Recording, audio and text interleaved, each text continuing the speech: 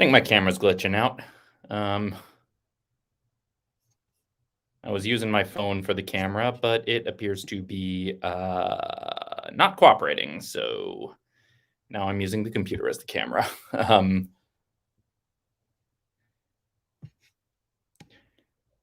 Funny how things don't cooperate sometimes, isn't it? Anyway, hello everyone. How are we doing?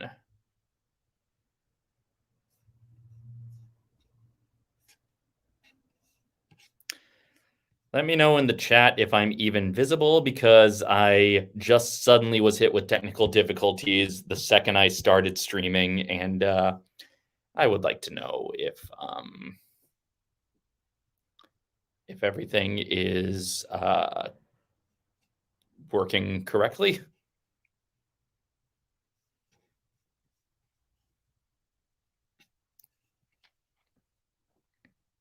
Okay, cool. I am visible. Sweet. All right. So my usual technique of streaming from my phone for my camera appears to be backfiring tonight for reasons I cannot fully comprehend. So I will attempt using the I will attempt using the computer camera and mic, and hoping that's not a major slowdown in any way. So, for those of you just joining us, we are playing Interplay's Lord of the Rings computer game from 1990. I played a little bit in a public stream a few days ago, and then after that, I continued in a Patreon stream. So I'm going to be alternating public streams and Patreon streams. Patreon streams are available to everyone at every Patreon tier. So yeah, even just $1, you are able to get access to those streams. So in case you are just joining us, we are now in the Old Forest. We have finally escaped the Shire. We have the 4 hobbits. We have Frodo, Sam, Merry, Pippin. We also have a dwarf named Druin. We have a pony, and we have a witch named Athelwin. They are really expanding the character roles here. So I decided to make the witch the leader of the Fellowship for now. We'll see how that goes, because who knows what happens with this character, because I don't know her from the text. At this moment, the Black Riders are not necessarily actively after us. We encountered some earlier off camera when it was said Black Riders showed up, but they were scared off by Gildor. Anyway, one of Athelwin the Witch's spells is unlock, and that's how I got into the Old Forest, because I could not figure out how to solve the puzzle that actually allowed me to get where the key is. I can also apparently illuminate things, winter chill, whatever that means, and I can call for help. I believe everyone can call for help. So let's explore the Old Forest. I fully expect, considering how hard it was to find my way around the Shire, I fully expect to get completely lost. Oh, things are going to be moving slowly if I'm streaming, if I'm using the same computer to run the game as I am to run my camera. But look at that dwarf running back and forth, getting stuck between bushes. Look at those 3 hobbits in sync. Oh, this game is full of wonders. So yes, we are in the Old Forest, and I'm sure at some point we will be attacked by Old Man Willow, and that's probably when we'll need to call for help, because if it's anything like the text of the book,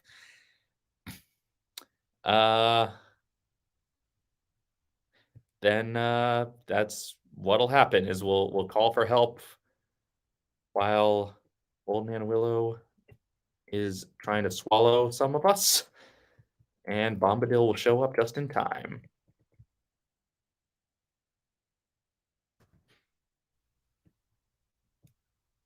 Possibly. I do not remember what Interplay evolved to after this era. I know they did Mario Teaches Typing. I know that's one of the things Interplay did. The funny thing is, there are mixed reports as to whether that was a deliberate homage to Bakshi or not, because I forget which one, but either Alan Lee or John Howe, one of the artists, because they're the two Tolkien artists. One of them did a painting of the hobbits under the branch, with the Black Rider, that may or may not have been subconsciously influenced, like separate from working on the movie. Um, one of the artists did a painting that looked very similar to the movie scene that may have been a deliberate homage or may have been a subconscious homage. And some of the reports say that the scene in the movie was just going off of that artwork, and others say it was one of the homages to the Bakshi movie. Either one is believable, considering there are other. Jackson admitted that the proud feet shot is the homage to Bakshi.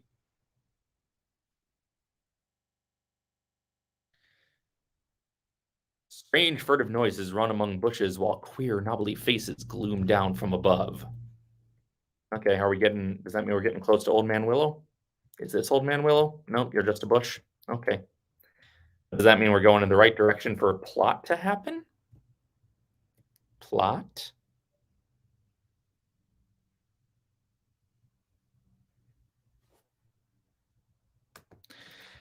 I wouldn't be surprised. Most of these old game companies were like bought up and absolved by other game companies, and they like bought their name and their studios and their resources, and then just kind of only sometimes use them.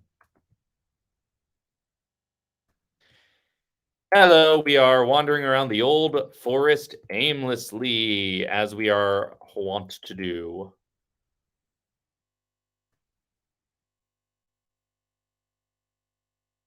I just feel more confident having the witch in charge than having any of the hobbits in charge. The witch is a fierce go-getter.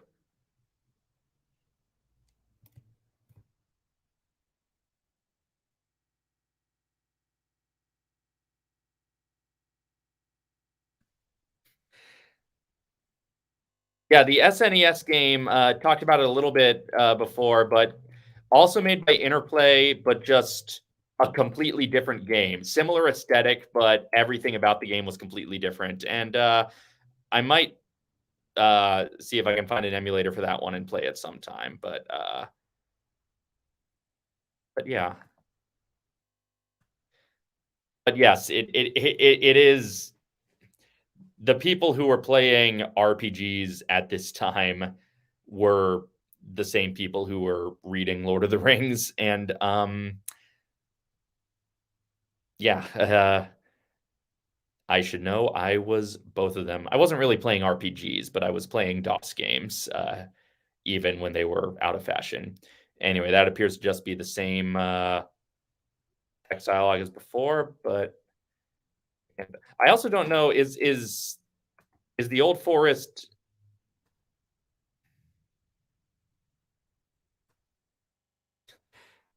Well, that's good to know if I ever play the SNES version. But yeah, I also do not know if the Old Forest in this game is a set in stone map or if it's kind of procedurally generated or like randomly generated, because either one would make sense for the Old Forest. Okay, these look just like the same. These look. Yeah, I was just saying, narration. These look just like the ruins in Green Hill Country of the Shire. Does that mean I'm going to run into wolves and or a crying boy again? Am I supposed to do anything with knowledge that these look just like those? What are my skills? That's not skills. Perception. Nothing to perceive.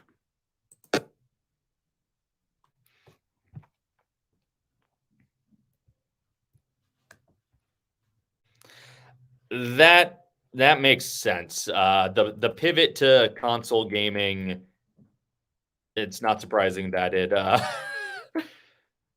that it cost us some studios.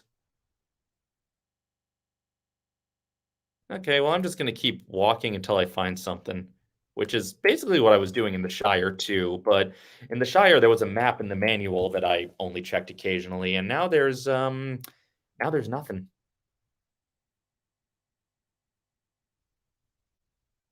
Now I'm on my own unless I look up a walkthrough that some other human made who has beaten this game, or like a strategy guide somewhere. But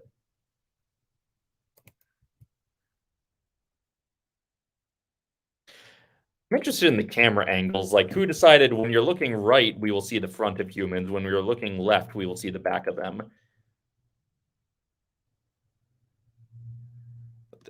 They're really, this witch is really strutting her stuff.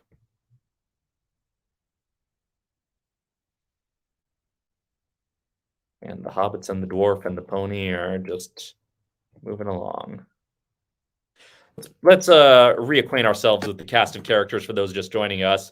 So this is Athelwin, a witch who, to my knowledge, is made up for this game. I am unfamiliar with her showing up anywhere else in Tolkien's lore.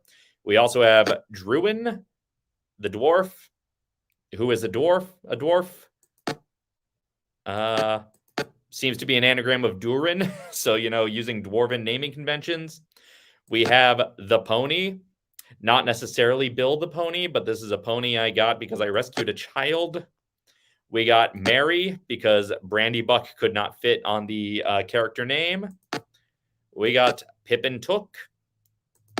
And yeah, you can see the family resemblance in Mary and Pippin. We got Sam Wise. And we got Frodo O. And now we're wondering. We're off to destroy the ring, the wonderful ring of Sauron.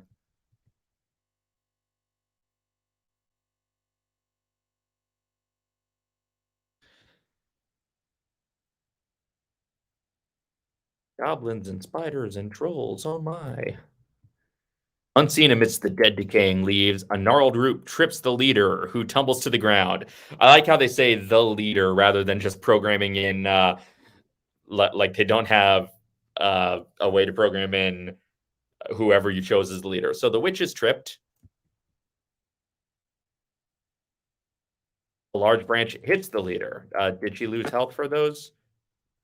Possibly. I lost track of how much her health was beforehand. But she's still able to move, so... But that gives me hope that we're getting to a point where Old Man Willow or some similar obstacle will make the plot happen. So much of this game is just wandering around looking for plot.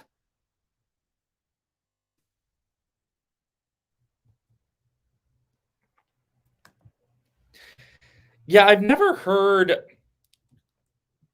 about Tolkien commenting on Oz. I haven't read all of his letters, so maybe there is somewhere that he actually specifically laid out his thoughts on the books or the movie, something Oz related. I'm not sure, but yeah, I would not be surprised if he was like, if he looked down upon Oz's world building a bit, the way he did not hold back on his feelings about Narnia, and that was something his best friend wrote. It almost sounds as if the towering trees are whispering dark rumors among themselves. Okay, so we're getting when the hobbits are all lined up, it just looks like a glitch.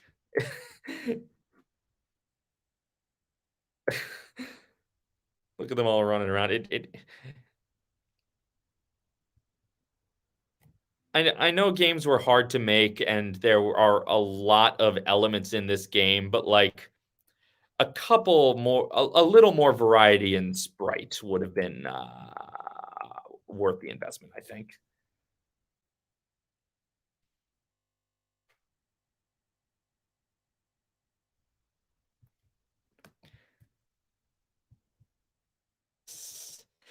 Yeah, I haven't read all of the Oz books. It's been a very long time since I've read any of them. But yeah, they very much had that made up as you go feeling, which is the exact feeling Middle Earth does not have. Ah, the trees in this section of the forest seem to be taller than those that surround it.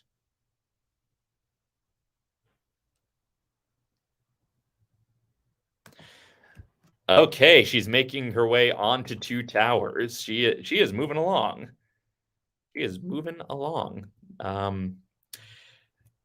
I will admit the first time I read Two Towers when I was a kid, I mentioned in the first video, I was probably a little too young when I first read the trilogy. And the first time I read Two Towers, all the way through book 3, I just kept getting bored and I just kept thinking, I want to know what happens to Frodo and Sam and like doesn't Gollum show up? I want to know about their story. And so all through, the Riders of Rohan and everything, I was just so bored. I was like, get back to Frodo.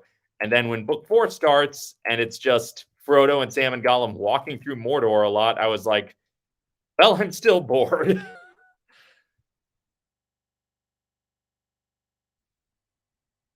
So, I had to be a little older before I could actually appreciate Two Towers. And, from that perspective, that's honestly it. The thing is, I think it was for Borman's script, or not Borman's. It was it Forrest Ackerman did a script? It was for one of the other unproduced Lord of the Rings scripts.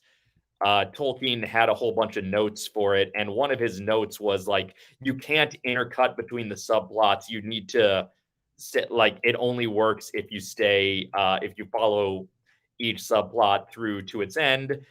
And yeah, that's somewhere that I think Tolkien was just wrong.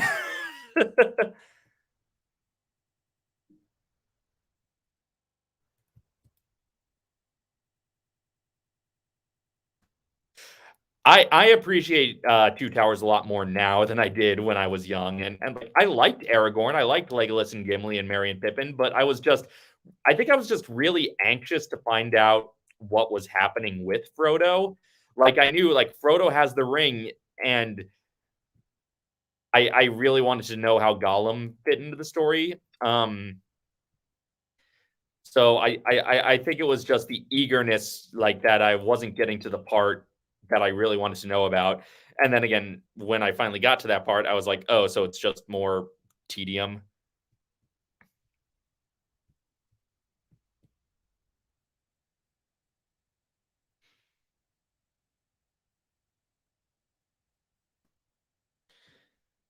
Glad I wasn't the only one. Yes, the Beatles, Lord of the Rings movie. I mean, Tolkien hated a lot of things that I love, and he's he's one of my favorite authors, but he was also a cranky old man. um, I do want to visit the alternate timeline where that Beatles movie happened, but it probably would have been a fascinating disaster. But as we talked about that, yeah, as I mentioned in the other live stream, the Beatles did make a Lord of the Rings movie. It was called Help.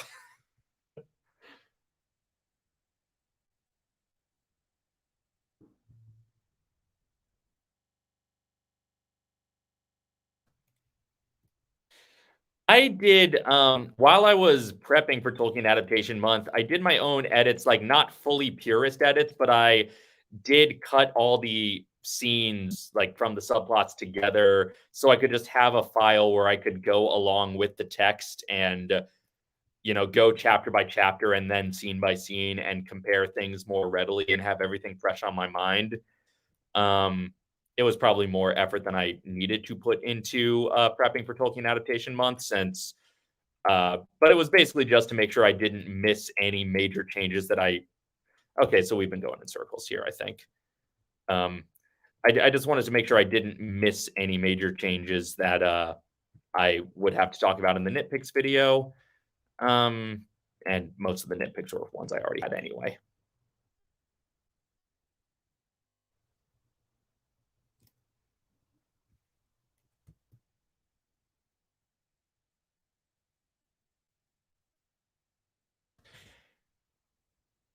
Help was my favorite Beatles movie when I was a kid.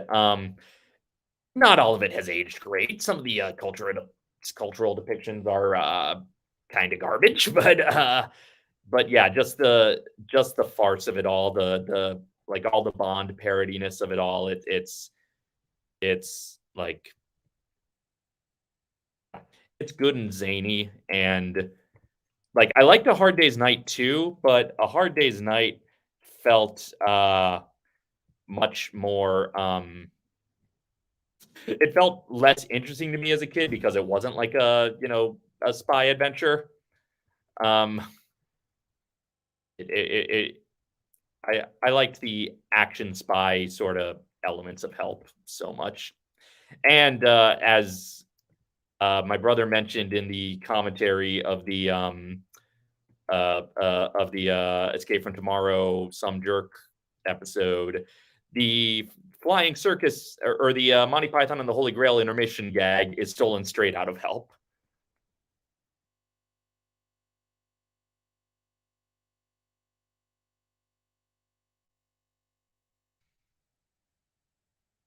Yeah, like it's amazing how much they just look like their future selves.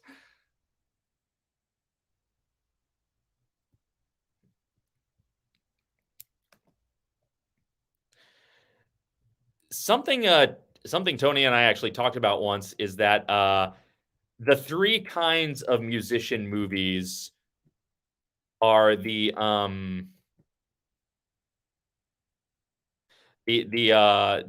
biopic, the documentary, and the vanity project. Like the now this person is starring in a movie. Um, and like we have the perfect parody of the documentary. We have two pretty good parodies of the musician documentary with Spinal Tap and Pop Star. We have the perfect parody of the biopic with Walk Hard. We do not yet have the perfect parody of the Hard Day's Night style vanity project. And part of it is because, like, I wonder how much of that is because the most famous of the vanity projects is A Hard Day's Night, which is already too funny to really be parodied.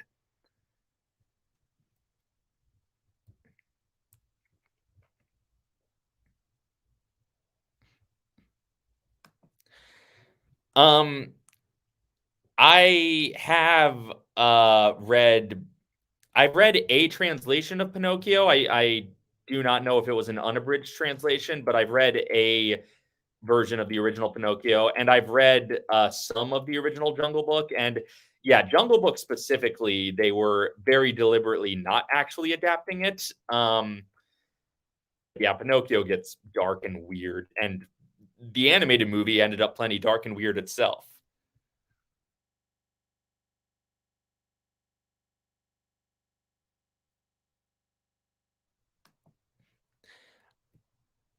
I feel like there are so many likeness rights and so many music rights that would have to be signed away before it would happen. I feel like it will happen someday, but maybe not within our lifetimes.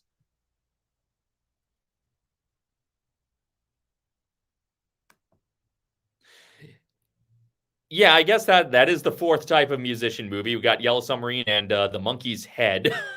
um, you get a lot of parodies of Yellow Submarine specifically, but not like the whole genre parody, I guess.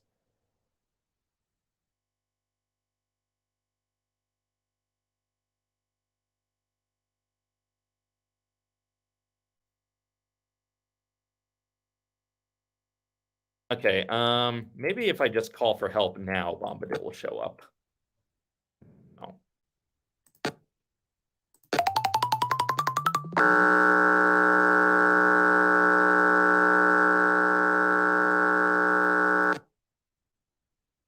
Okay, what just happened? sound happened. That was jarring.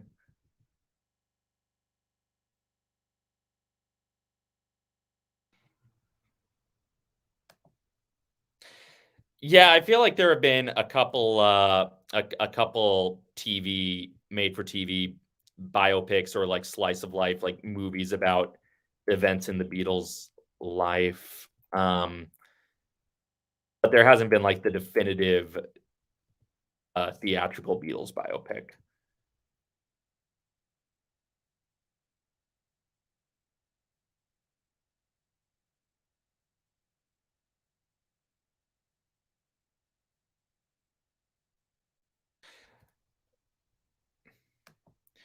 Okay, in the other stream, we were talking about all the different doctors being the different wizards of Middle Earth, and apparently the different doctors are also different Beatles.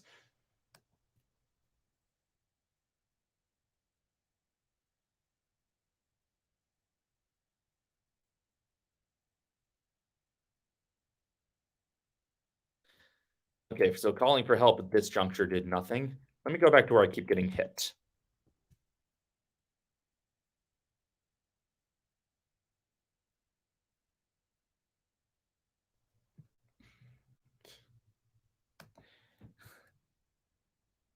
By the law of by the transitive property, it is true the Beatles are wizards. I was talking the other day about how someday I will do my Lord of the Rings Beatles parody medley. One of the songs I was going to do for it back when I first had the idea, Garrett Ilnej already did a very similar thing, parodying Paperback Writer about the Black Riders. That was an idea we both had at the same time, or we both had independently, and his version is very good.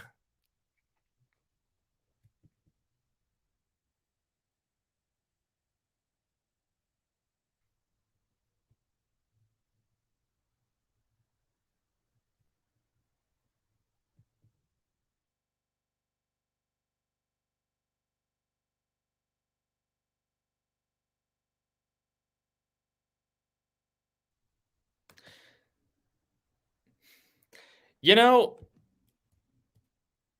yeah, that would be an interesting slice of life. I'm also wondering because, like, again, tying it back in with Lord of the Rings, Peter Jackson is finally doing that Beatles documentary for Disney Plus, and it seems to be like footage we haven't seen from the same shoots as documentaries we have seen.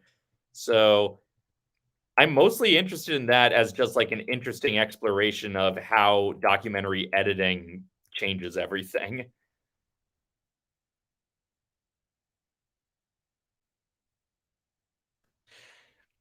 I was trying to think of how many actors have done both. Oh, we're back at the beginning of the Old Forest. Great. Okay. Well, let's just keep following. Okay. I feel like ultimately where we will want to get is north because the entrance to the Old Forest was far to the south of the Shire screen, and I just feel like in a game like this, the top and bottom borders are going to be pretty consistent throughout the whole world. I'm just guessing here, but I'm just gonna keep on seeing anywhere I can go up, up, up. Um, but yeah, I was trying to remember how many actors have done both Tolkien and Potter.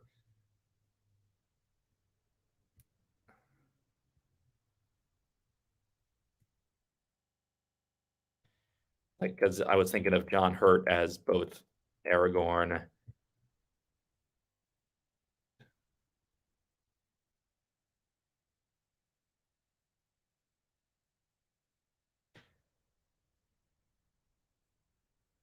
You hear a strange, you hear a strange, and yet the only sound is the drip, drip of moisture from the dark trees. I hear a strange.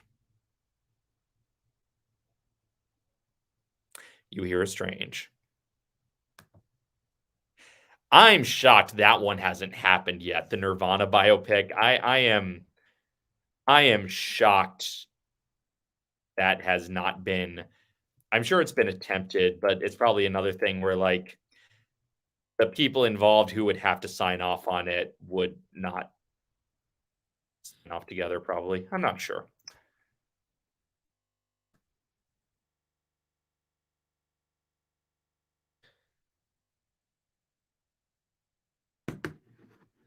Look at this,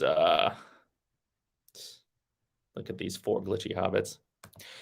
Oh, yes, for those of you who missed the Patreon stream, for about, 5 minutes, I had a human ranger named Hawkeye in my party, and then he was almost immediately, besieged by goblins.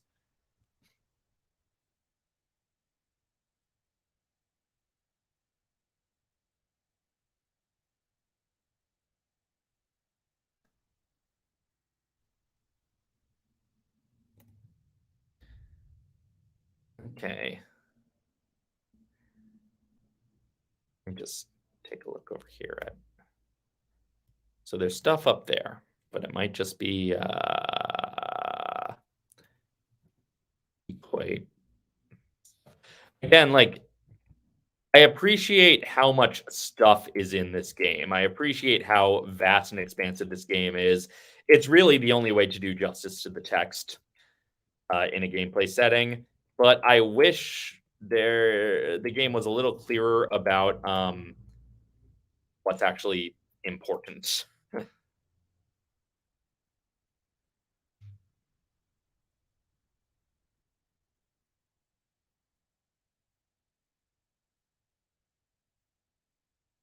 Oh, yeah, like they do in basically every biopic.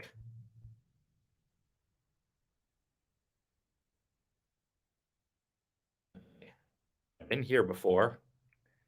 I go up from here.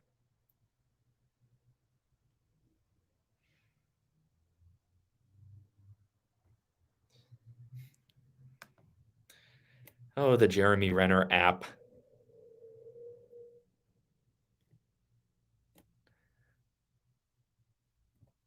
For all your Renners.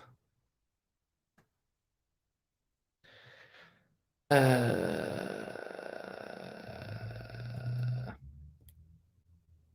witch, who's not in the book, continues to lead the Fellowship. The Fellowship, whose strongest member is the pony. We killed some men earlier. That the game did not know what to do with us when we killed them. Like, we were clearly not supposed to actually be able to kill these men, and yet we did. And yeah, the pony was a fierce warrior.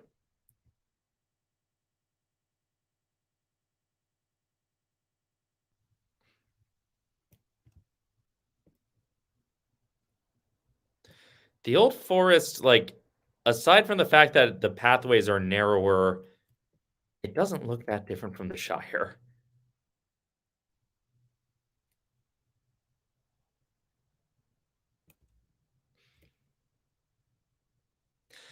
I am personally of the opinion, like, see, I like the old forest. I like Tom Bombadil. I do like these chapters in the book. I think it was the right decision to cut them from the movie for a couple of reasons. Um, but I would be curious to see what Jackson would do with the setting of the old forest specifically. It probably would have ended up looking a lot like what he did with Fanghorn.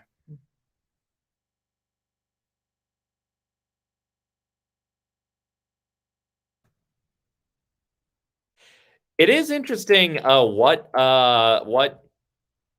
it takes to get somebody into the world, because I was thinking a lot recently as I was revisiting the movies, like, I will never have, because I knew the story before the movies came out, because I knew the books, I will never have the experience of watching Lord of the Rings as a movie for the first time. Like, I will never have the experience of my first exposure being this movie. So I will never really know how effective it is as a movie.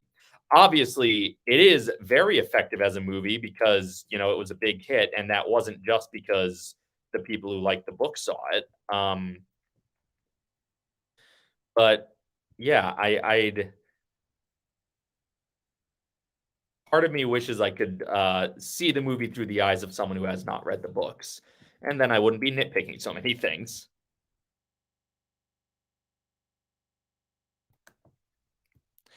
Uh, Short answer is because The Hobbit is a children's book, but also there is one animal who talks in the trilogy.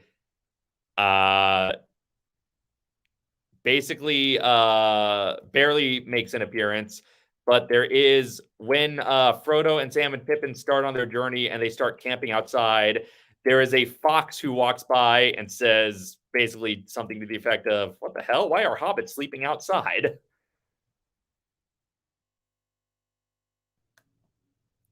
Yes, I remember my siblings got really into the collectible card game when that was going on. And also, I did not learn this until recently when I was diving deep on the commentaries. Uh, there was briefly the idea to have Bombadil be the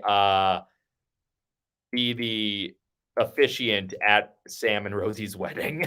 Like, not like actually have that be story affected or anything, but just have the officiant happen to be dressed exactly like Tom Bombadil is described as being dressed. So that would have been wild.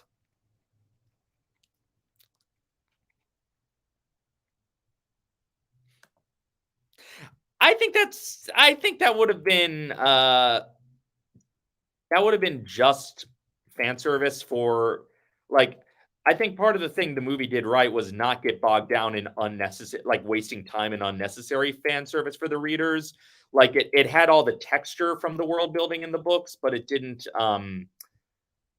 uh like draw attention to like, hey, let's pay attention to this thing that doesn't affect the movie adaptation. So yeah, I that probably would have been silly.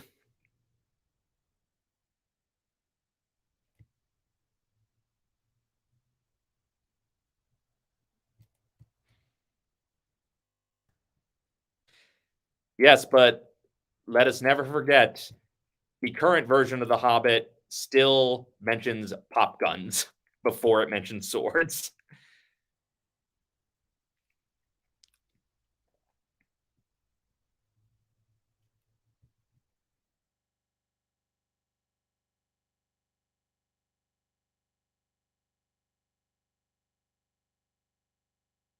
Okay, that's darkly hilarious.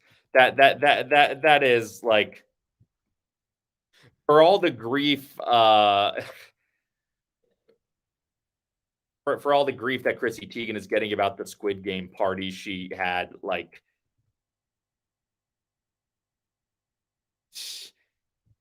that's way worse. It's only briefly mentioned in, I think, the designer's commentary. The idea was it was going to be again. I can't remember if it was Alan Lee or John Howe, but one of the artists. Like it was briefly considered to give one of them a cameo as the officiant, and even more briefly considered, what if we just dress him like Tom Bombadil? It,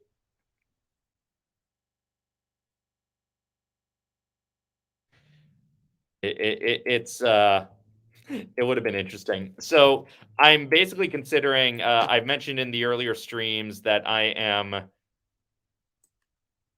uh, considering doing Tolkien Adaptation Month next year and the year after that.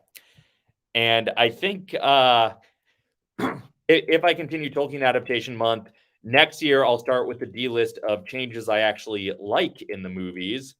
And the year after that, I'll do the D list on changes that almost happened. Changes that did not happen in the movies but were considered. I think one of the more infamous ones is Arwen being at Helm's Deep, which I do not necessarily object to on principle. I just do not know how it would have worked with the version of Aragorn and Arwen's story that they tell in the movies. And I feel like it would have ended up like, I feel like the entire plot would have been reshaped if that happened.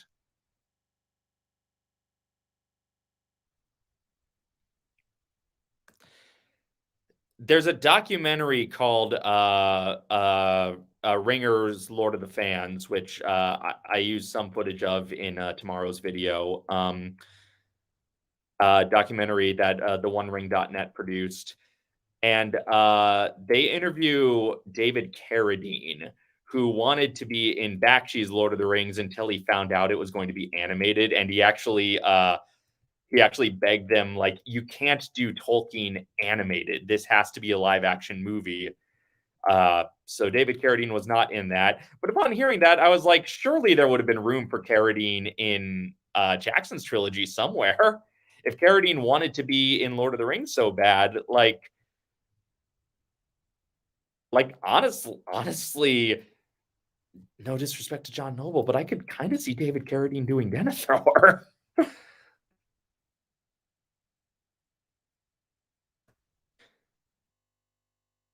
Oh, that would be fun. Yeah, I think the Tariel and Legolas stuff is kind of using the ideas. Well, it's a lot of doing what worked in Lord of the Rings and doing it again, and then a lot of ideas we didn't get around to for Lord of the Rings.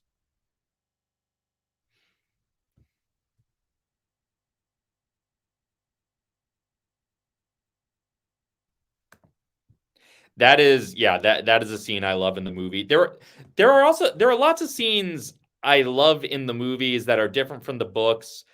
That, like, when I talk about changes I like in the movies, I'm not going to be saying these are better than the books. I'm just going to be saying these are different, but I also like them.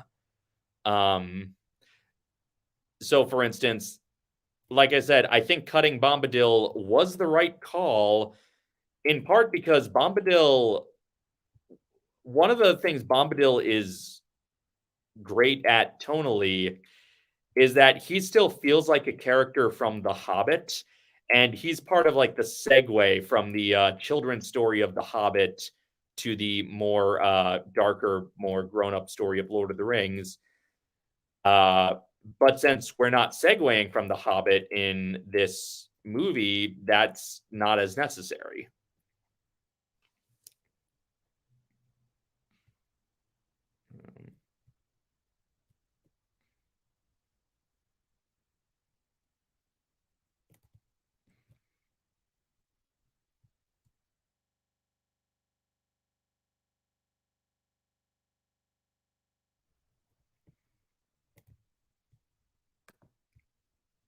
Did they omit Denethor's Palantir? I thought Denethor had a Palantir in the movie. Is it only in the extended editions? It's honestly been a very long time since I've watched the theatrical cuts, so I do not remember what did not make it into those. Um,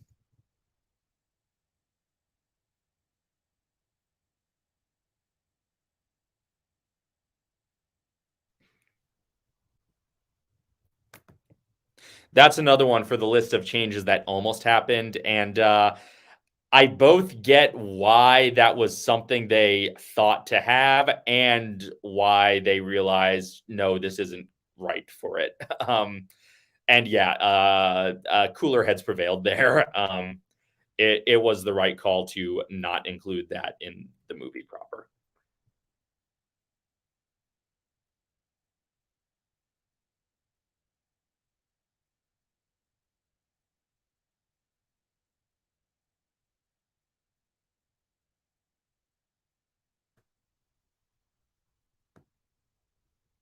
Okay, I must have just filled in that gap in my own head. I must have just remembered. Um, okay, I think that's it. I think I just assumed that was Denethor's Palantir and just filled in the story gaps in my own head.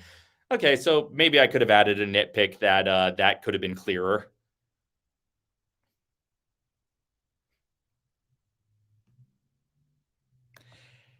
I think they were again, I'll never know what it's like to watch this for someone unfamiliar with the books, but it seems like they struck the right balance of acknowledging The Hobbit, like referencing its events, but not making it so bogged down in it. Um, and those were moments where like fan service, like if you read the books, if you read The Hobbit, you know the story, but if you don't, you only get just enough information that's required. And yeah, but I would be really curious to see the movies without knowing the story first.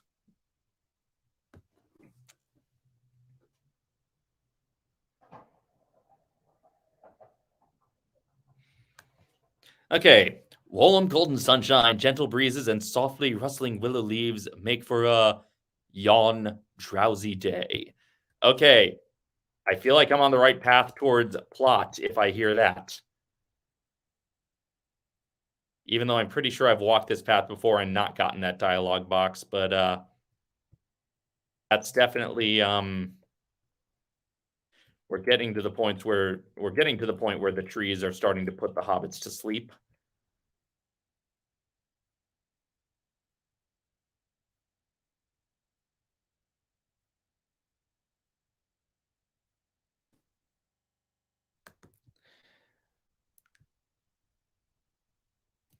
Okay, now we're just back here where I keep getting injured.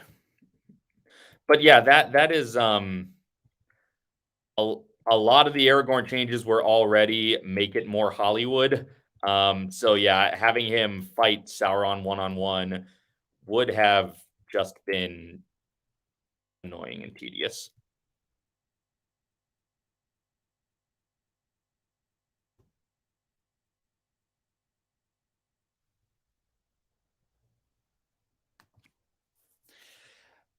I feel like I heard somewhere that Willow I might be making this up, but I feel like it was very specifically Tolkien inspired, and I can't remember if it was like starting as a spec Lord of the Rings script until it was changed to something else, or is Willow based on a book? I don't even know. Um,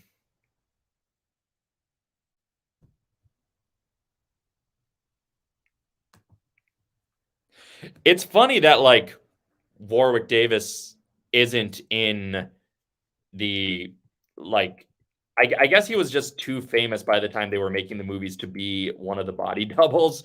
He was just like, yeah, right. If I'm in this, you're either seeing my face or I'm wearing an Ewok head. That is the only way I will do a fantasy movie.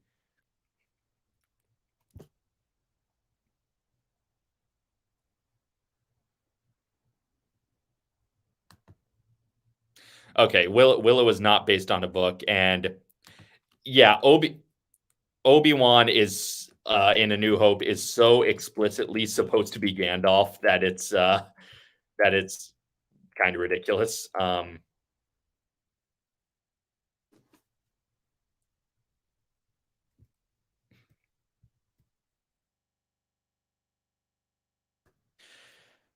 Okay, wow. I can't believe I never noticed that the movie just cuts uh just completely cuts Denethor's Palantir.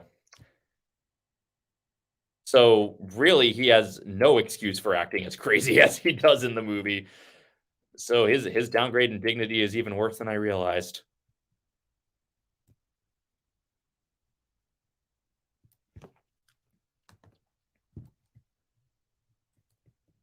But yeah, I can't remember if I actually heard somewhere that Willow was like written as like a spec Lord of the Rings adaptation before being rewritten into something original, or if that's something I'm completely making up, or if that was just like a fan theory or something. But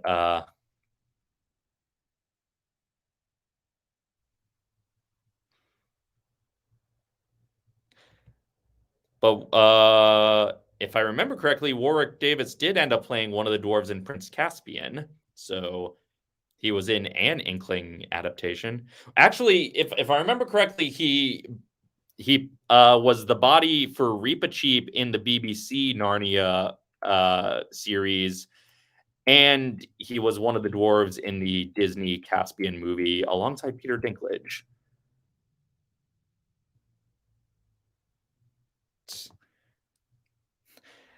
That wizard's just a crazy old Gandalf.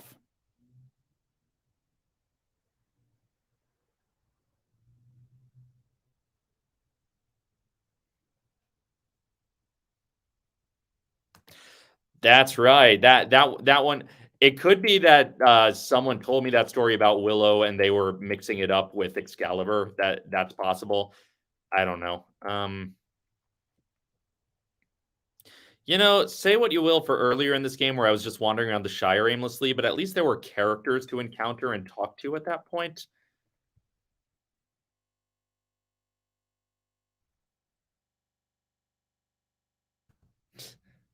Okay, so it started out as an Oz adaptation then. It's definitely Tolkien influenced if it's not even if it never started out as even if it was never meant to be a Tolkien adaptation.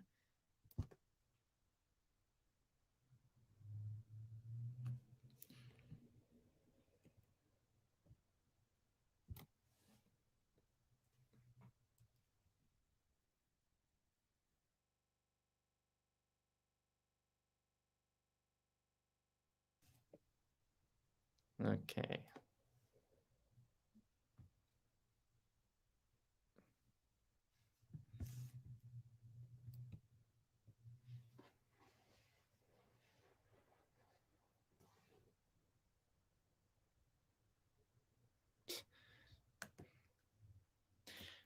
Lots of things would have happened in a Pokemon game by now, but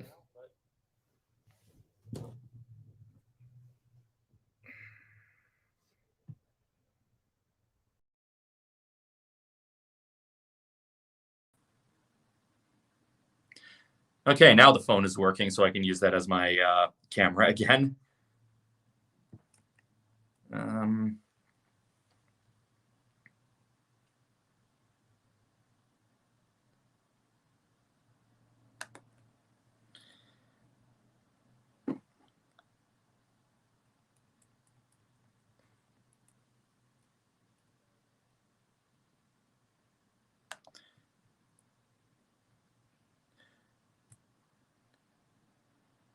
One ring to rule them all, Pokemon.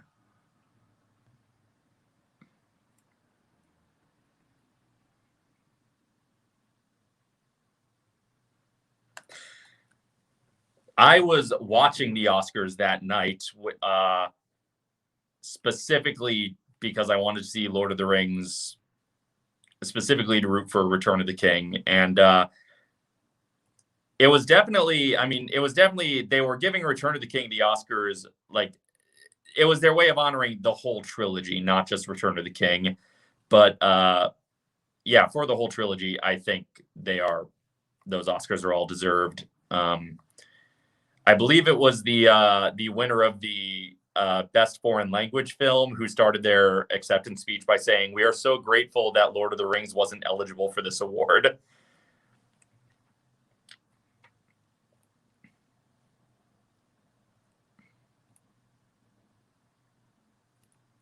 Should I just look up a walkthrough or a map? Because this is getting frustrating.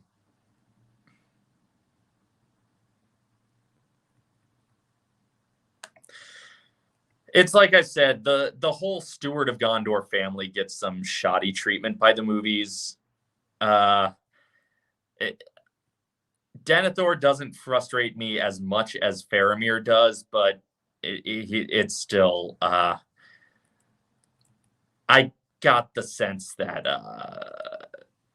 Jackson and Fran and Philippa did not particularly care for these characters. These characters in particular. There were more elegant ways to handle it, I think. Or they just really wanted Denethor to be like this Shakespearean archetype and didn't put much into the way of making him fleshed out.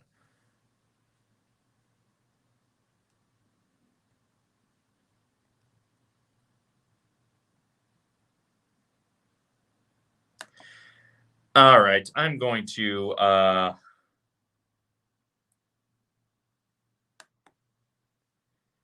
take a few minutes and look for hints for this because, yeah, this is getting boring for everybody.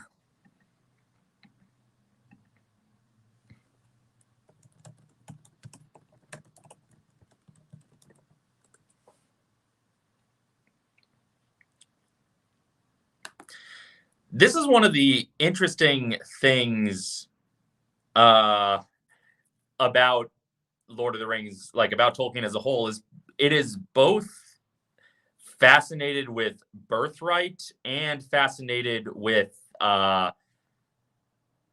power, like greatness coming from anywhere, even the smallest. Like being the king is Aragorn's birthright, but also the day is saved by the simple, humble hobbits, and it's like it's being both Last Jedi and Rise of Skywalker at the same time.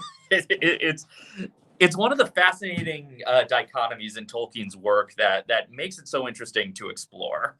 But yes, the whole "you bow to no one" is one of those scenes that just 100% of the time gets me.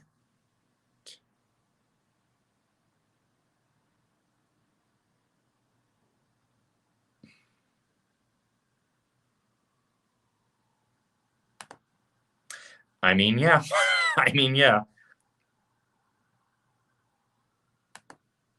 I don't remember about that. I know that Faramir, or I know that Tolkien said that he honestly did not know where Faramir came from. Like he did not intend on writing Faramir, but he was happy he did. Like he ended up liking the character. He just did not really know where he came from, and but I do not remember if he said that about liking or about wanting to be most like him. Yeah, I think the game forgot I was playing a game.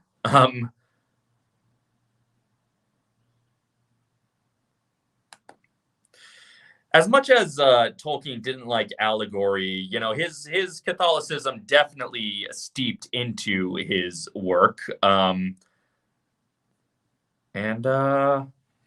you know, how could it not? It's everyone's worldview affects their writing, and that's nothing abnormal. The two sides of Jesus. They are each two parts of one part of the Trinity. Okay. So I found this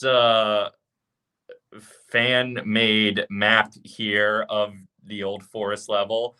So this is where we entered. And I guess I was supposed to go... I don't remember where I am now in the old forest is part of the problem. But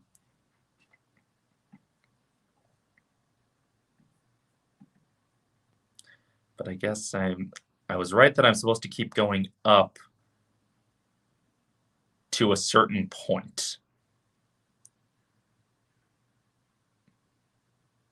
Okay, once I get entangled in all this, it looks like it's like up, but also to the right. And then down. And then...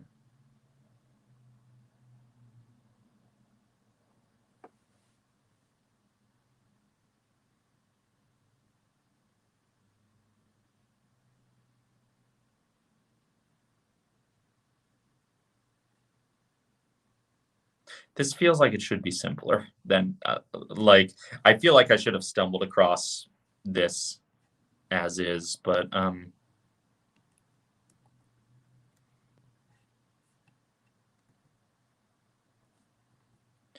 Okay, well, I don't want to read too much. I don't want to spoil myself too much for gameplay solutions, but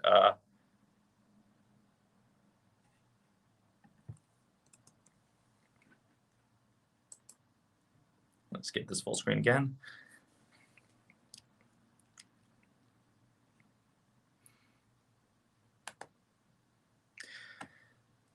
There have been a lot of jokes about like Lord of the Rings sequels and oh, hey, wolves. At least this is something. Mary swings and misses wolf. There's going to be a lot of that. Frodo swings. Is my witch going to die?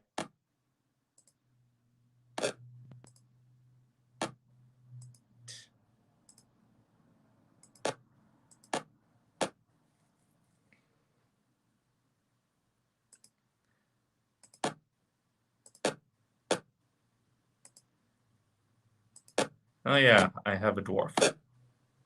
And he's missing. All right, horse. Kill this wolf. 3 points of damage.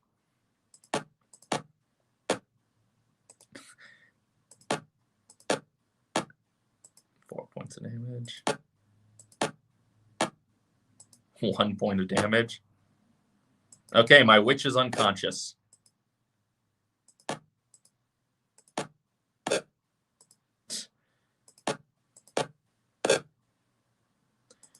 A lot of swinging and missing. A lot of swinging and missing. 1 point of damage. Pony, I'm counting on you. Come on, Pony.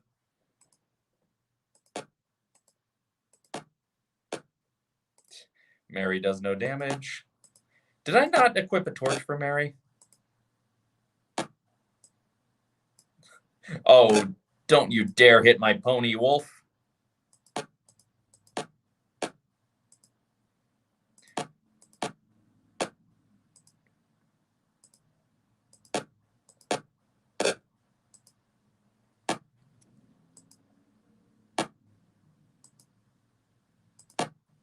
Sam's a resilient little fucker. Sam killed a wolf. Is Pippin not close enough to hit this wolf? 1 point of damage. I do not understand this game's spatial needs. Swings and misses wolf. Pony swings and misses wolf.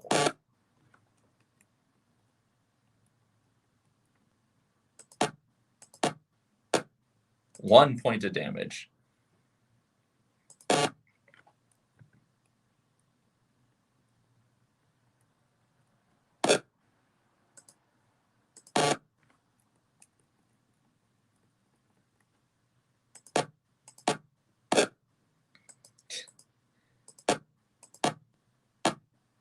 Six points of damage all of a sudden, out of nowhere.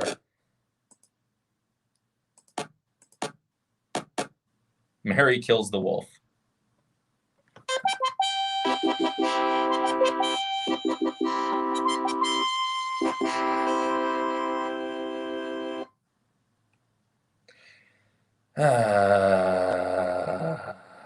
Well, that sure was something.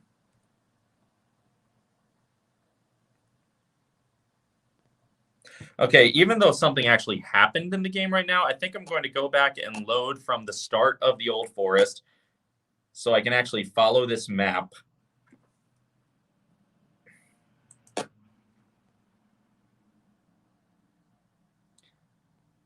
Let's see.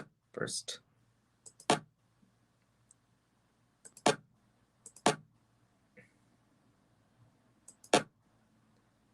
Okay, first I got to give Mary a torch.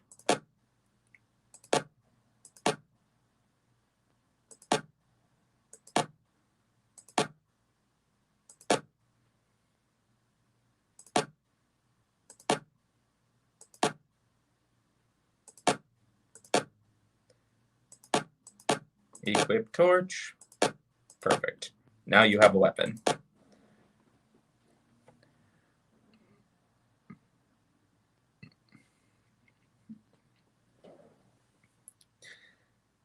Let me go back and see what the chat was talking about.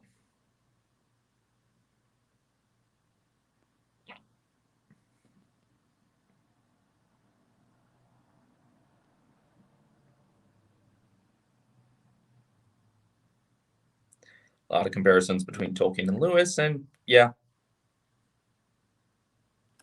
Okay, now let me look at this map.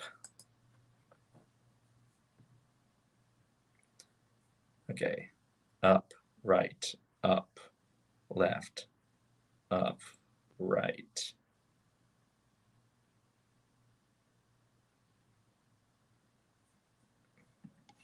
Here, I'm going to do this in a window. As ugly as it looks, I'm going to need this map by my side.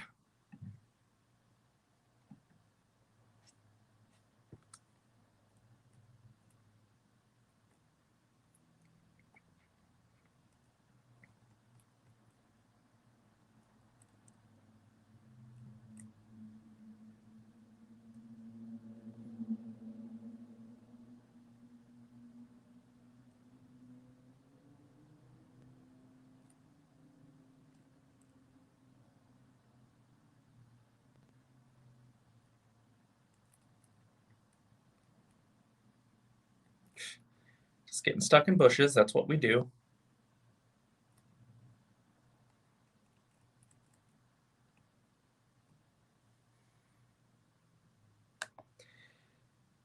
It's honestly, and this comparison is going to sound weird. Well, it's going to sound like I'm forcing it because it's me, because it's on brand for me. But like magic being a scarce resource in Lord of the Rings is very similar to my other favorite movie trilogy, Back to the Future. When Telltale was developing their Back to the Future game and they had Bob Gale come in to consult, they said the biggest piece of writing advice Bob gave them for how to do Back to the Future was just remember in Back to the Future, time travel is the obstacle, not the solution. Which is to say, you know, obviously it is the solution of how to get out of a time, but like the trouble is caused by time travel. The answers aren't. It's not a get out of jail free card.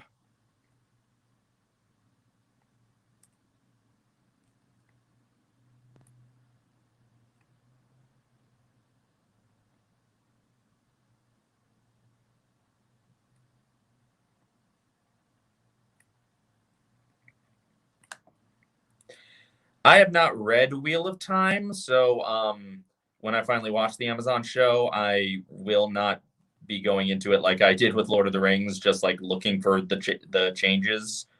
So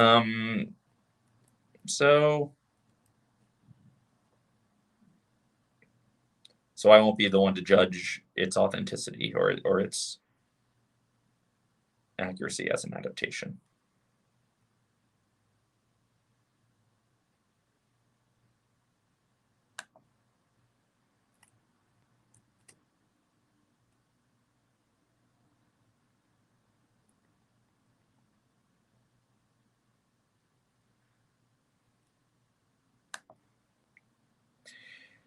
Yeah, part 2 is the only Back to the Future is the first Back to the Future to really be like to really steer into the effects heavy sci-fi comedy of it all.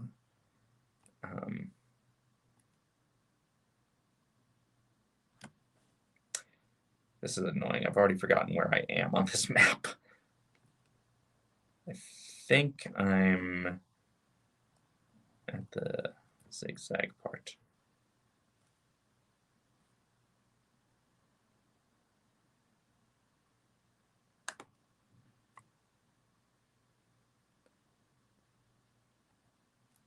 I think I'm at the part here where I'm going to have to go up as soon as I can, but then go to the right first chance I get.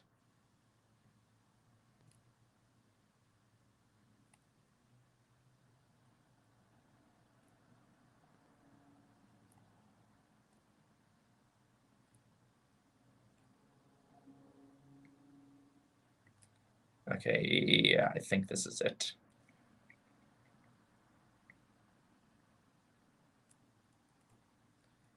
And then I'm going to go down and go straight down until I can't anymore.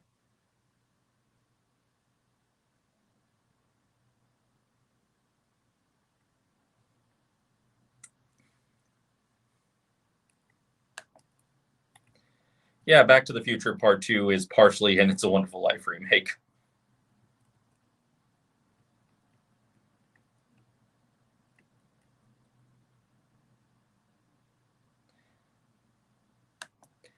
It's funny watching the other characters scramble.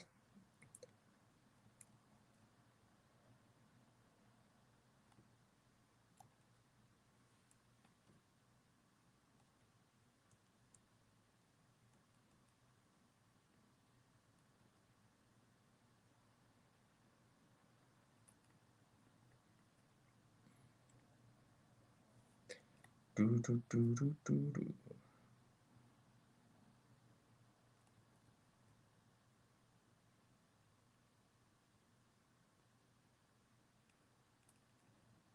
Okay, is this the bottom of this zig? Yes. So now we go left, and then we'll go up, and left, and down, and left.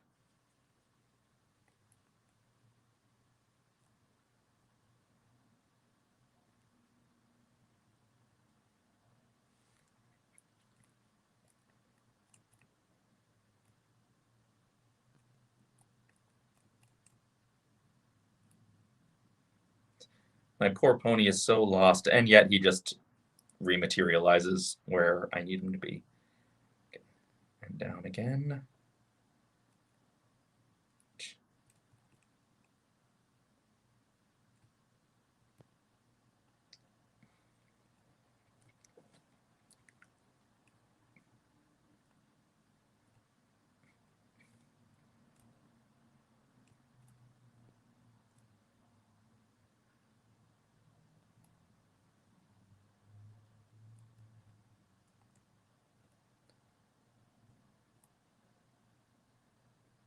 Okay, I'm optimistic. I'm optimistic that I'm following this map correctly.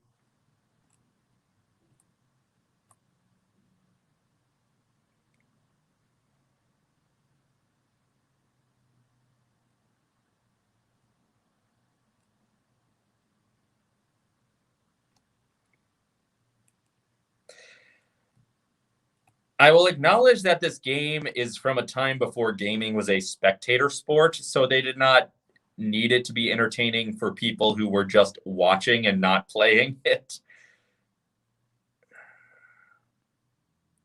But it's also one of the early Lord of the Rings games, so I couldn't ignore it. And it's the Lord of the Rings game I have kind of nostalgia for.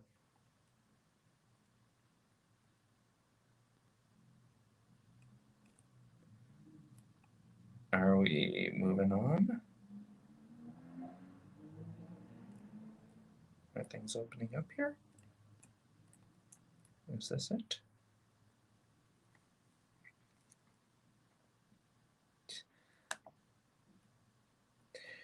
It's not authentic Lord of the Rings without a lot of walking.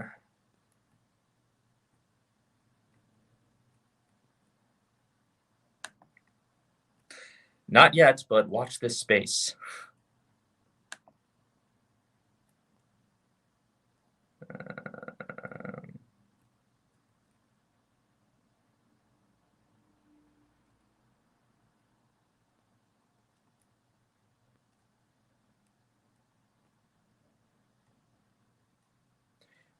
Oh.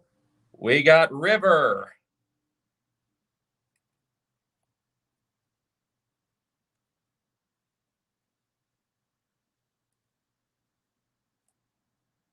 Okay.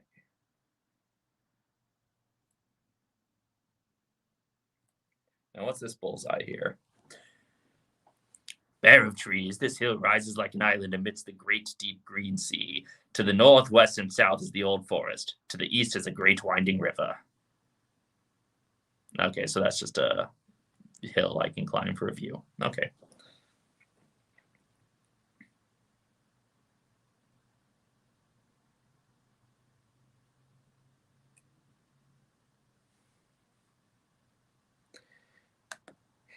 It does seem like the walking jokes are made by people who don't have anything. Like, the walking jokes, I'm not saying they're never funny, but they are kind of up there with, like, why don't the Eagles take the ring to Mordor, in terms of, like, are you not paying attention to the actual important parts of the story? But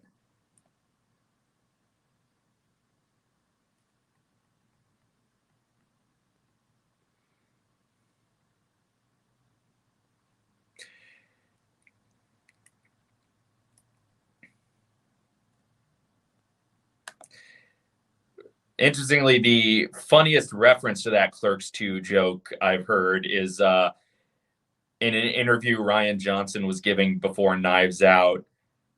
You know, they compared the movie to the film Clue, and he mentioned, like, when's the last time you played the board game Clue, though? Like, it's basically just a lot of walking around. It's Kevin Smith's joke about Lord of the Rings, the board game.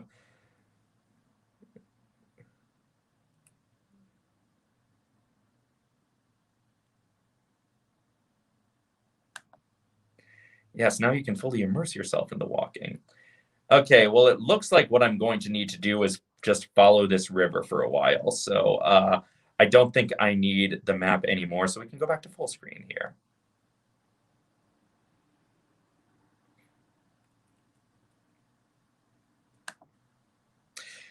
The gay Hobbit jokes are, again, like, reading homoerotic subtext into things isn't invalid all the time, but it's also, there's such a fine line between just making the homophobic joke. Like, yeah, I don't know.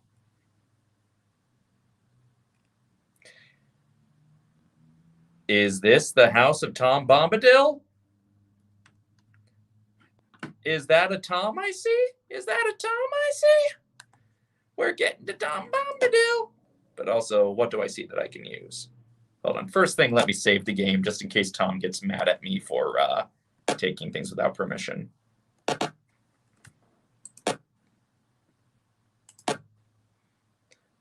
Pipeweed. Oh, we got some Kingsfoil and Dwarfort.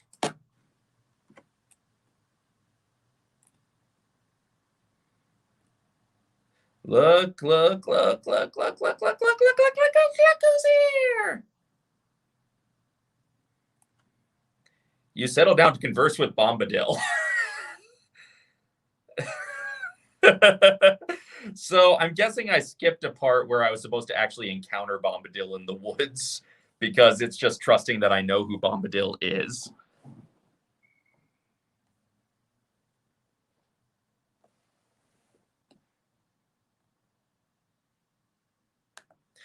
It's like, I don't want gay Hobbit jokes. I'm okay with gay readings of the relationship. Like, I'm okay with reading homoerotic things, but like, to just reduce it to an LOL, they're gay joke, like that's just, come on, we're all better than that.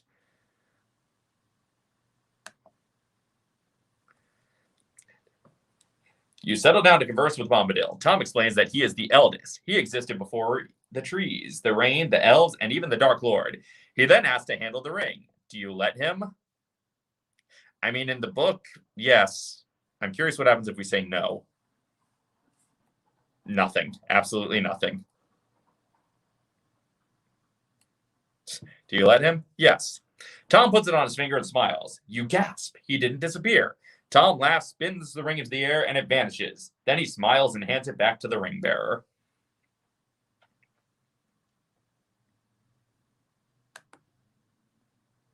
There are, there are way more reasons not to give the ring to the Eagles than there are to give the ring to the Eagles. So,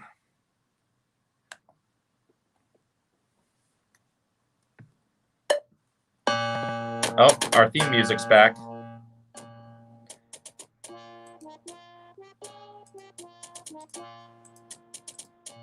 Can I not talk to Bombadil anymore? So is there no point to this?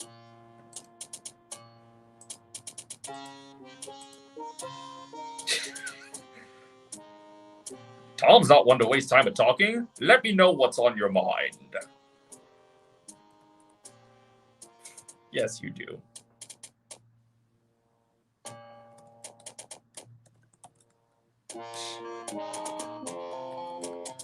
The old forest is tricky for little fellows who don't know its paths. Don't wander there. Well, we had to get to you. Beautiful Goldberry. She is Tom's wife, the river daughter. There are many rivers, and they sing many songs. Hey, doll, berry doll, dillo.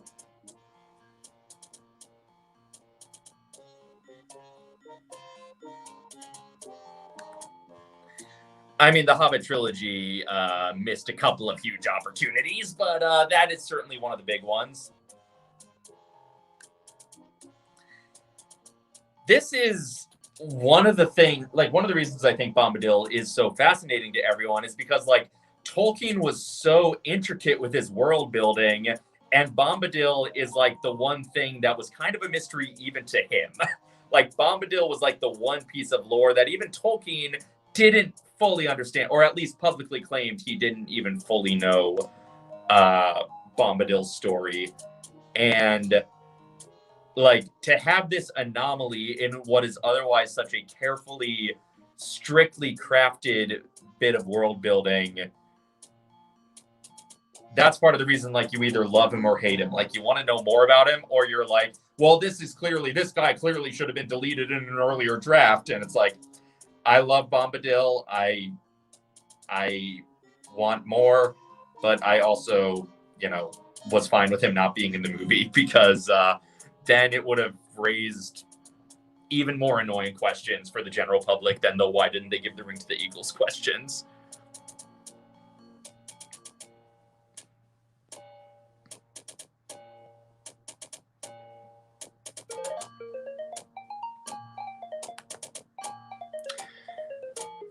Bombadil is. He is. Who is Bombadil? He is. Some people have speculated that Bombadil is Tolkien's actual self-insert, like he is Tolkien in the story. Other people have speculated that he is the god of Middle-earth.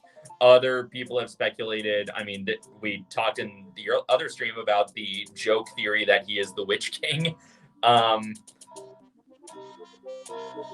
yeah, like, tonally, I stand by that what he is tonally is the transition between the tone of The Hobbit and the tone of Lord of the Rings, because it's like we get a 1-2 punch of this jolly Tom Bombadil, and we get the Barrow-wights, and it's like he's our guide from the children's story to the more adult world of Lord of the Rings. And I am, in college, a friend and I co-directed a fantasy spoof movie. And one of my conditions for doing the movie was I want to have a parody of Tom Bombadil in this. And my friend Mike, who was my co-writer and co-director, hates Tom Bombadil. And he said, okay, we can do a Bombadil spoof as long as we can kill him off. So that's one of the things I did in college.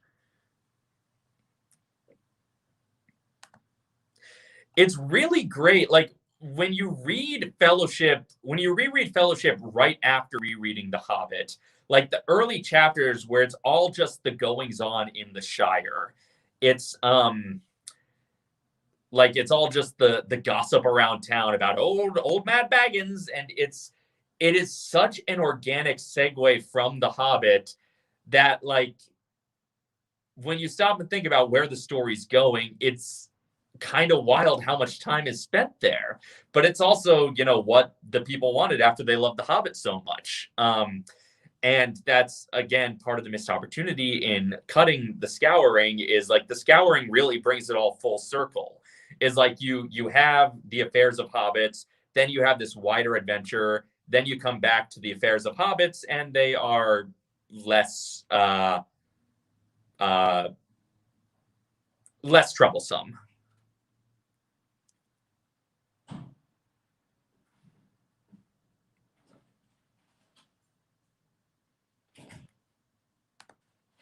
Well, there you go. So that's one theory down. but it's part of what's fun about the Bombadil discourse is because, again, Tolkien was so intricate in the rest of his world building that, like, the fandom, for lack of a better, because like, it feels so dismissive to refer to Lord of the Rings audience as the Tolkien fandom, because there's like legitimate like academic scholarship as well, but I'm not an academic scholar, I'm just a fan. So like the fandom cannot accept the possibility that Tolkien just made a mistake by including this out of place character. It's like he must fit into this world somehow, we just don't know how. And that is like that is part of the fun for me of Tom Bombadil.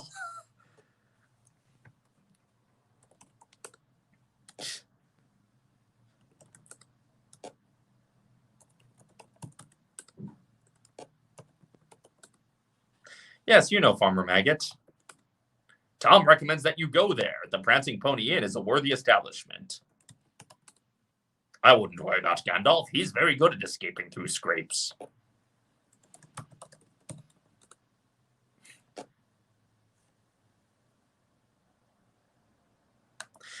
I mean, there are people,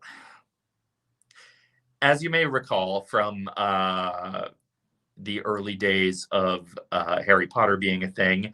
Again, now that's uncomfortable subject for a different reason, but there were people in the Christian circles who were like, oh, these books will teach your children witchcraft. You better not read these books.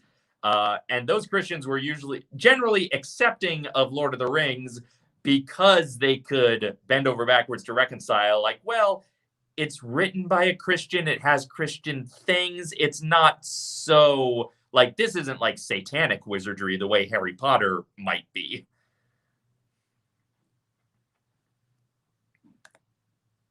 Yeah, but Jack Chick stands to his own standard. Any other questions for Bombadil? He's a cunning singer, and it's hard for little folk to escape his mazes. So yeah, clearly they were expecting us to encounter Old Man Willow before encountering Tom, but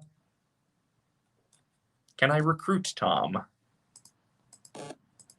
Nope. Okay.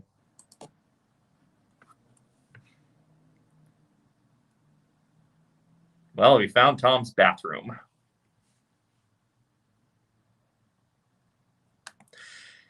Yeah, and there's, I mean,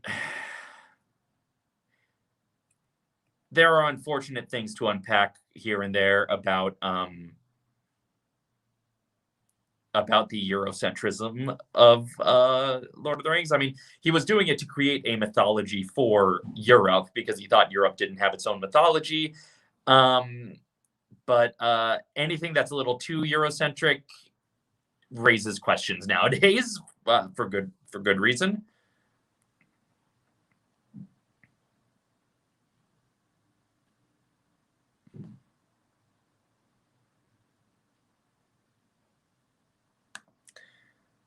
Welcome to the Tolkien Cafe. Can I not go up these stairs? There we go. Hey, Goldberry looks exactly like the witch.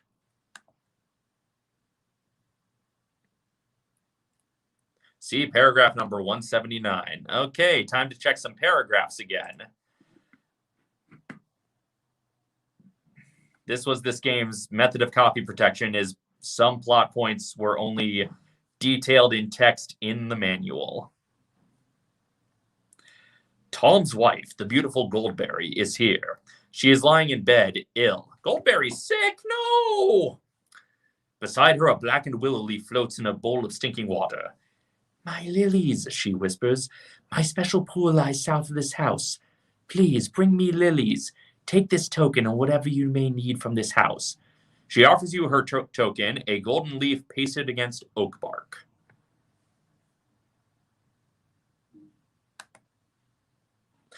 Yeah, look, Tolkien had some questionable conservative streaks, but he was anti-Nazi, and as much as it sucks that that's the bare minimum, it's good that he was anti-Nazi. You are quite tired from the day's ordeal. Do you wish to sleep? Will it replenish all our health? See paragraph number 123. Are we getting the dream sequences? Oh, no, that's not what I meant to do. Not select everything. 123.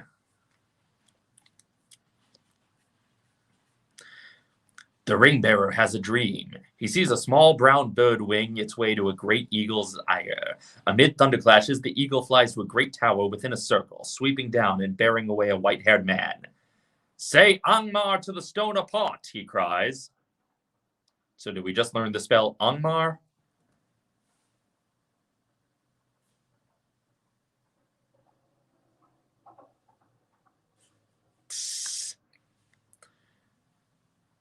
Leave tomorrow till it comes. Copy protection dream. It's the Tolkien token.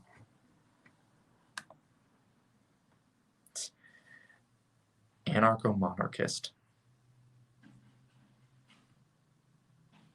He was also at least like conservative in a way that was actually interested in conserving the planet.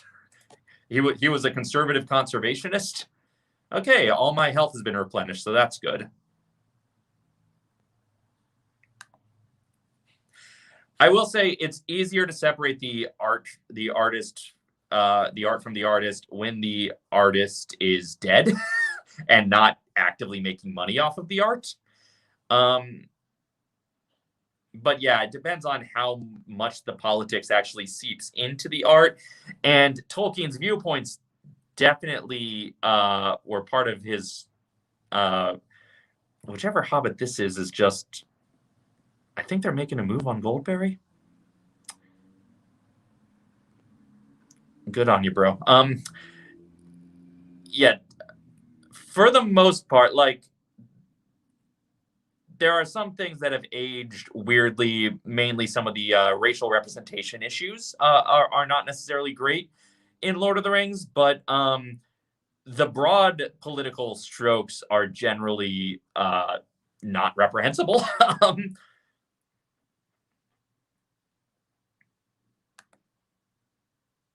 Yeah, and it's like, let's, like, I maybe have questions about whether a king is the best form of protection, but generally speaking, preserving the Shire sounds like a good thing to me.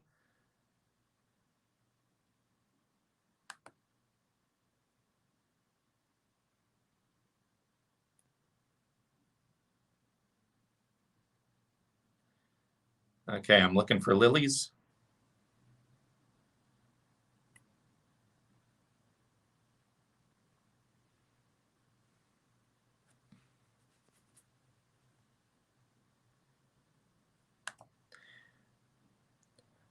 I mean, he's a self-made businessman, and things only really become a problem when he starts dealing with the government. So, yeah, libertarian's dream.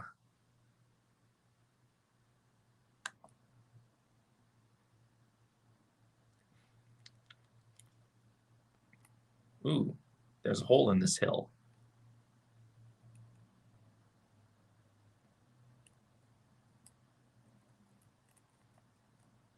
The entrance into this barrow has been sealed with a huge stone slab. None of your best efforts suffice to move it. Ah.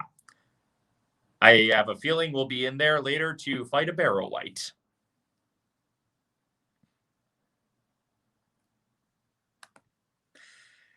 Yeah, and it's, I would hope that were he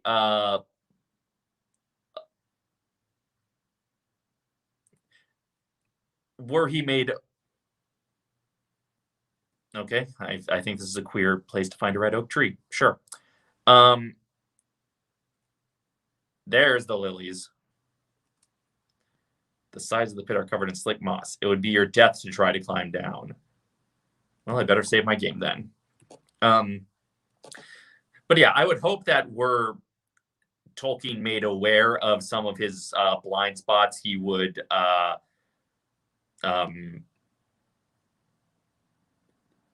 try to make amends. I don't know, because again, he died a long time ago, and he was an old British crank, so maybe he would suck if he was alive today. Who can say?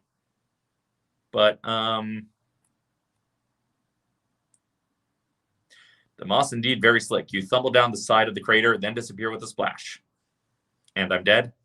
Oh, and service in a dark underground passageway. Well, this is new.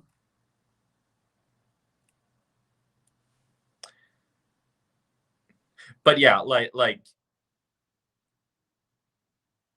most of Tolkien's views, I think, are well-meaning at worst. Most of them. And it's like much has been written about his sort of benign sexism. He like women aren't given a lot to do in Lord of the Rings. The ones who are there are kind of put on a pedestal, and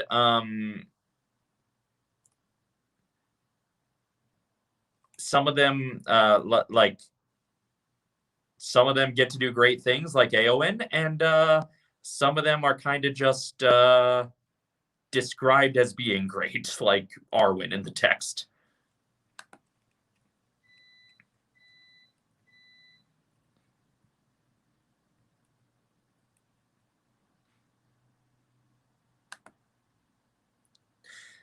Yeah, Tolkien was anti-Nazi, but not anti like German culture.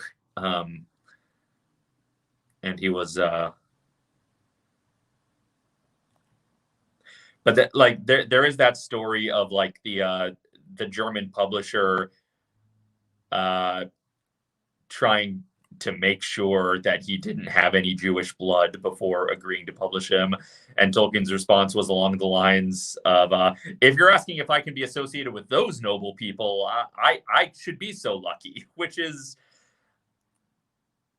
again, kind of that benign, well-meaning, kind of dehumanizing in the sense of like the way a pedestal is dehumanizing, but in order to get the Nazis frustrated, good work there.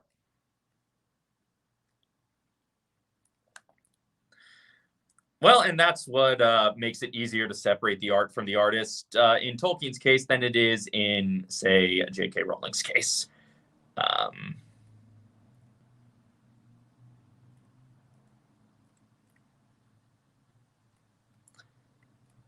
Okay, this looks like something I can interact with, but I don't know how. Hey, another ghost. There have been ghosts in this game. It's weird.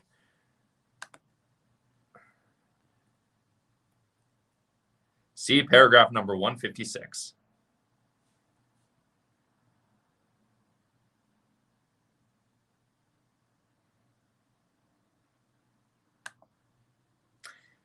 Yeah.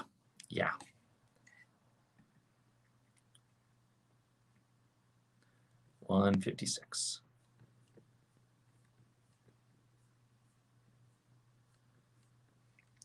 Upon the throne is a being that resembles a human sculpture made out of mud from a riverbank. This is the mighty Withywindle, the spirit of the river. She says in a slow, deep voice, I know of you and your quest. Yet, who bids you to take lilies from my secret place? Show me a token so I may understand. Aha! This is some good King's Quest, Fetch Quest nonsense.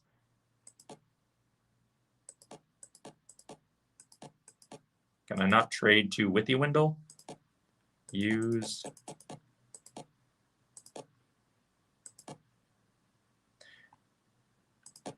Who has the token? Did I not actually get the token? Did I have to like make an active, like pick up the token while I was there?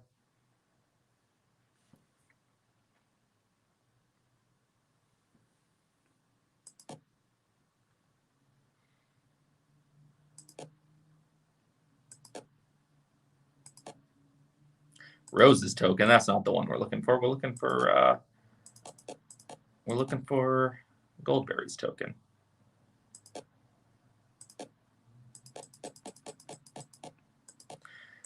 Okay, so I think I need to go back.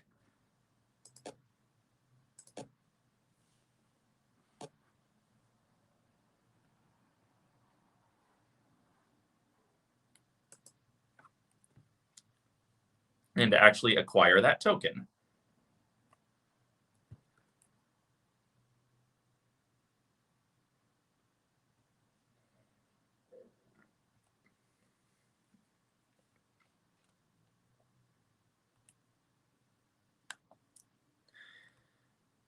Shared universe fan theories are fun until they're annoying, aren't they?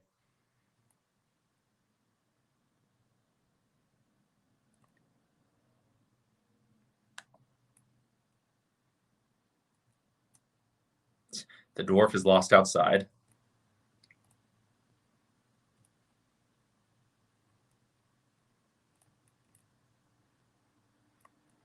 Yes, I already saw this dialogue. So get gold token. There we go. I guess I just assumed that it would automatically be given to me.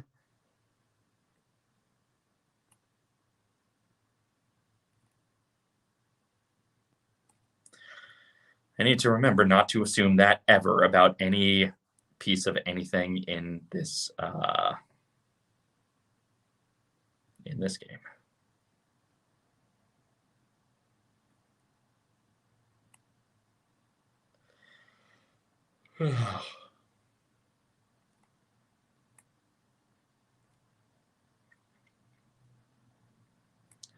Okay. Now I'm saving again.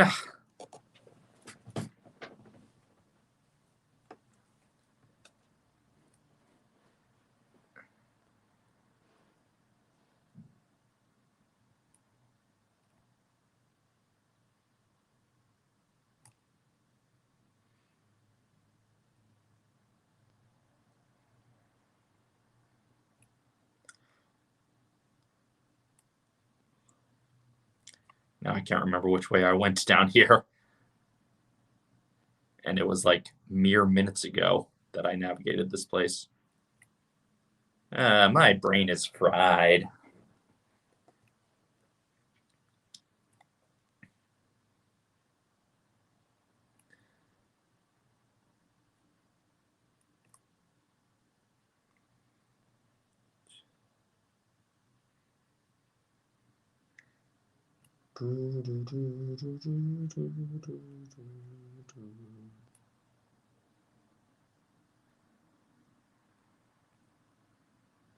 Okay, here we go.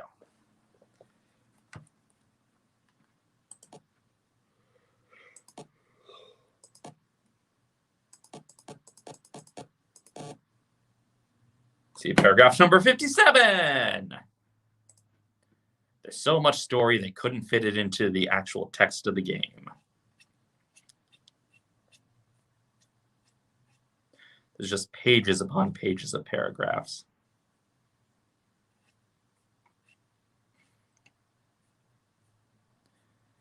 "57. Alas, the old river spirit cries, as great muddy tears roll down her cheeks. I may not honor your request. Magic deeper than my silty bed forbids it till spring again touches my banks. Yet there is a way. Go west to Ruddy Oak. Take him a red acorn. Ask for the spring stone." Okay. Okay. Okay.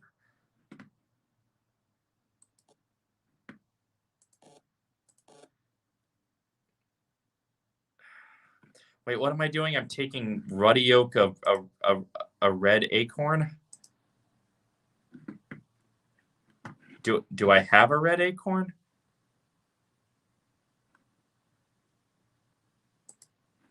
What's Ruddy Oak?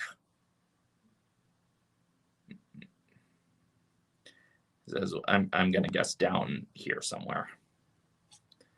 Okay. Sure.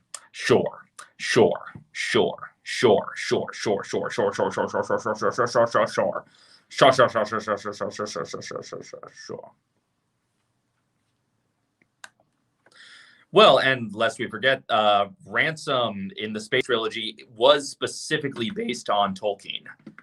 Yeah, Ransom was inspired by Tolkien, so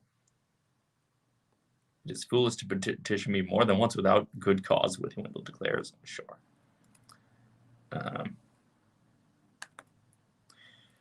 Hello, Zach. This is my old friend Zach DeRose, everyone. He and I made a short film together when we were young, which you can see on the depths of my Patreon. And we worked on many things together. How are you doing, Zach? Good to hear from you.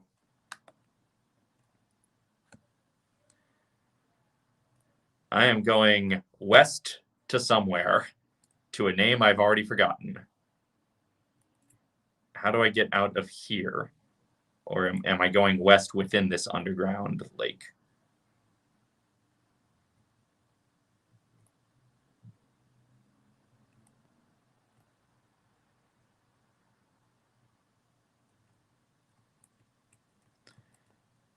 The plot was complicated enough already. There were enough twists and turns in Lord of the Rings.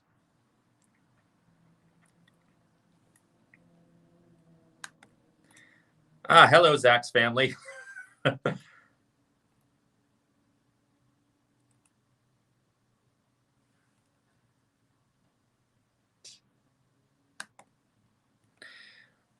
Yes, I am playing the 1990 Lord of the Rings computer game.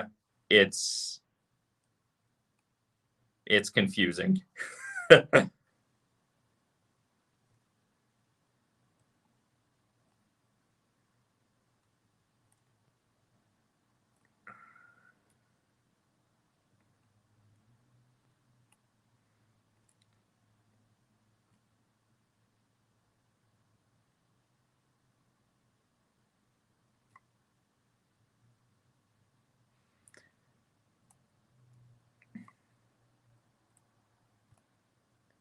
Maybe if I go up here.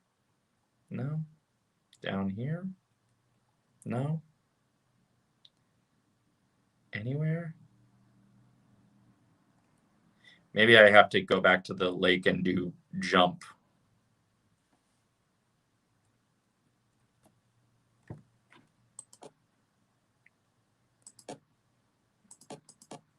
Jump is not one of her skills, but jump is one of Frodo's skills.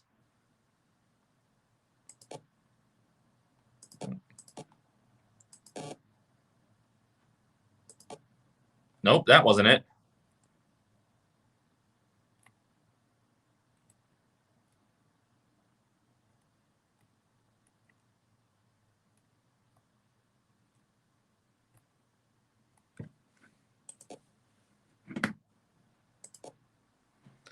Let's try Frodo again. Jump. No. Climb. No. Perception. No.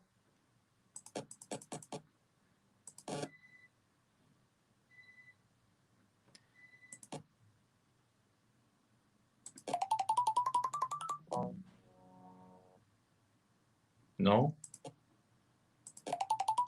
Bombadil? No.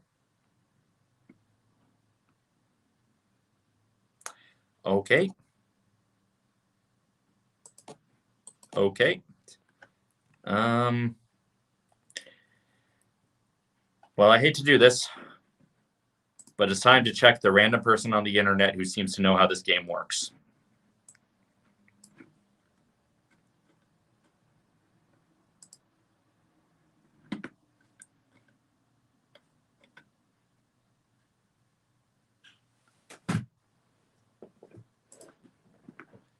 Barrow Downs, no. Sharky shipping. Okay, here we go.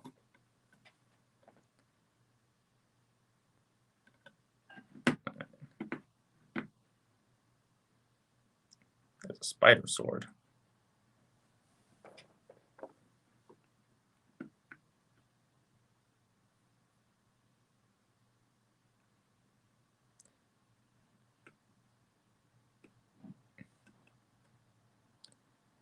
counter magic to pass through the ice wall. Okay, so that's, I guess, that's the way I go.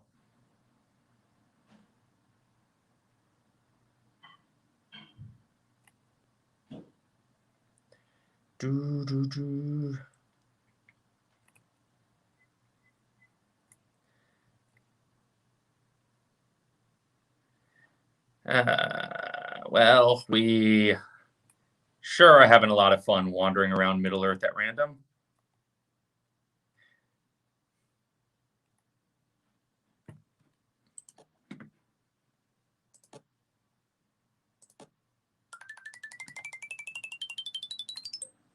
How would I have gotten to that on my own? And what good is being here doing me?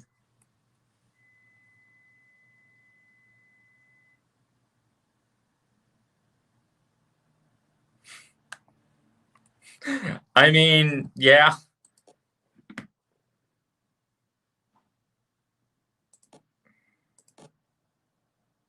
Embedded in the wall is a staff of ice, waiting for someone to take it. Okay, so maybe the ice staff, I can turn the water to ice and leave that way?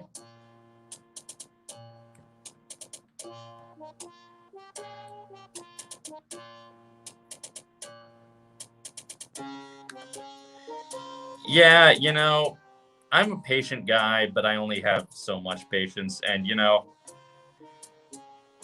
I joked about how, like, I still haven't read the Silmarillion because my attention span only goes so far, but reading the Silmarillion might have been easier than playing this game.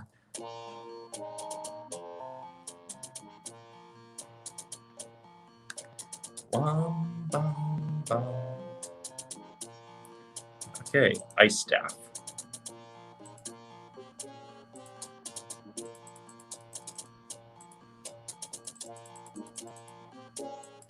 No, okay.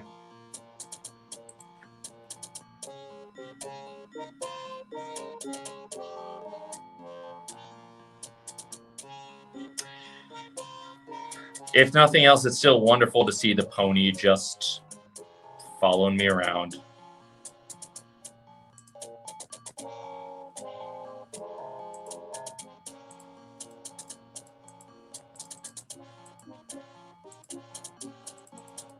Nope.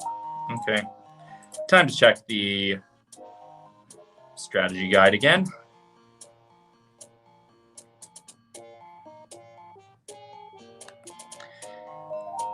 There was a thing, I mean, you really wanted to make sure you got your money's worth out of the game, and some of that was through artificial challenge, extending the playtime of the game.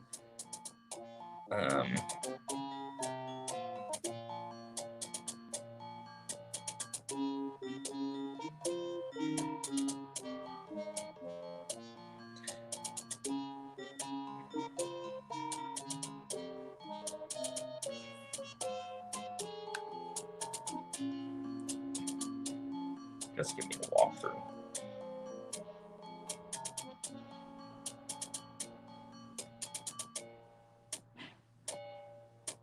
Oh, there were rations in the kitchen.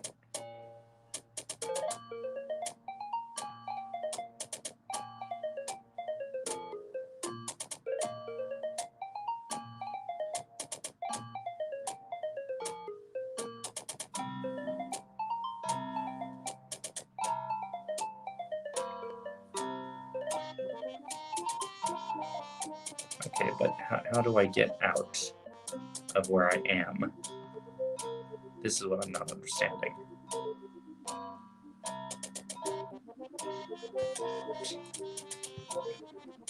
Get the spider sword. I don't know what that means, but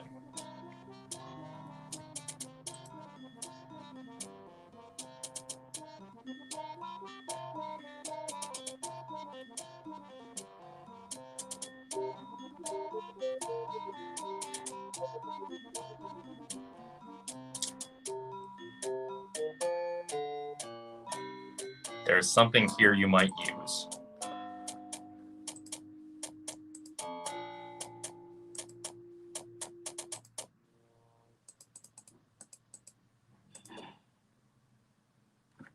Not discard. I clicked equip.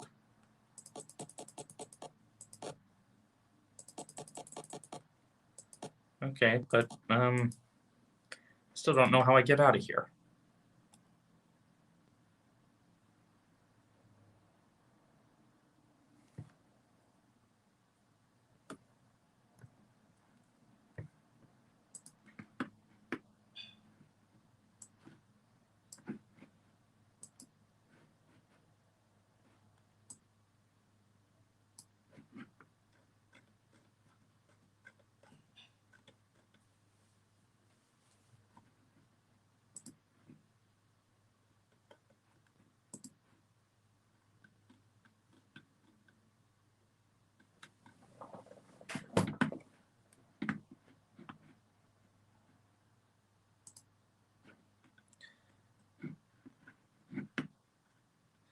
Maybe I just go back and talk to the river woman some more and...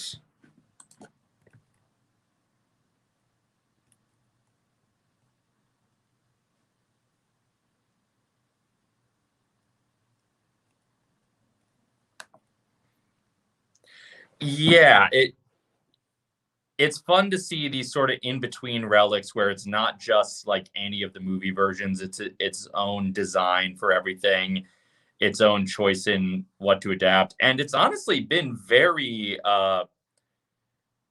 like, it's been adding stuff, of course, but it's been a very thorough adaptation. Like, it included the Gildor scene, sort of rushed through it, but it included it. And, you know, here we are in a wildly expanded version of the Old Forest.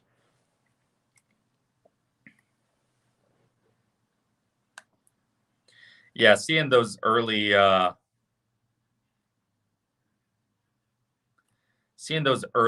Potter merch where like all they had to go off of for design was like the book covers was interesting.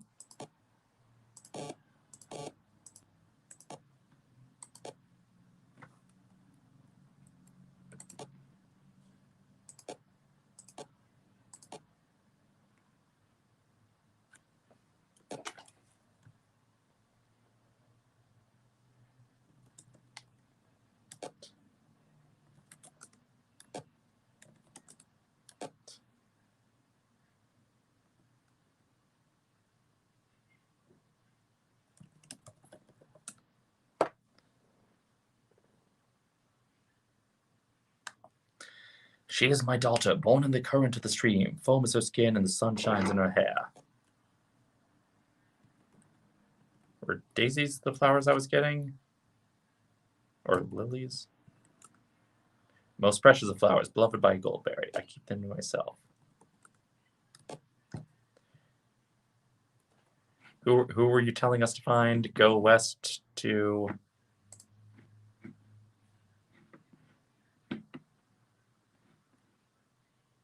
Ruddy Oak.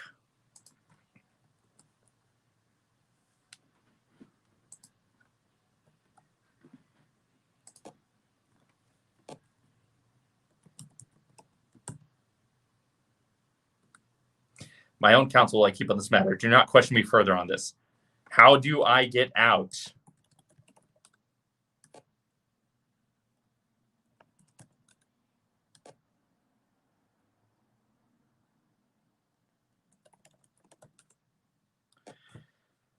Okay. What else should I ask? Ice, Goldberry.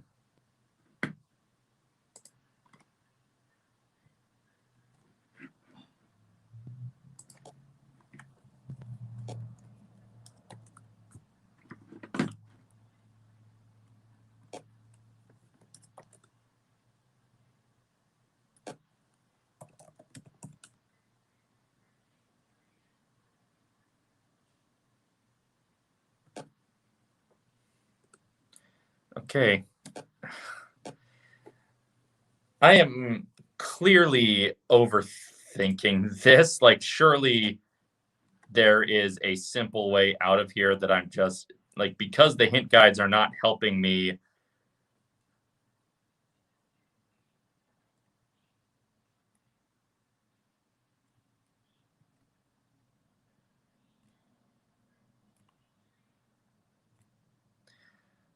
Like, clearly, you should know how to get out of this place, you idiot, is what the game is telling me. And frankly, I don't.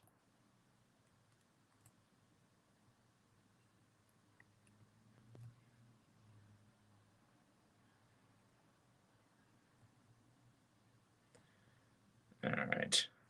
I am going to spend a few minutes looking for another walkthrough.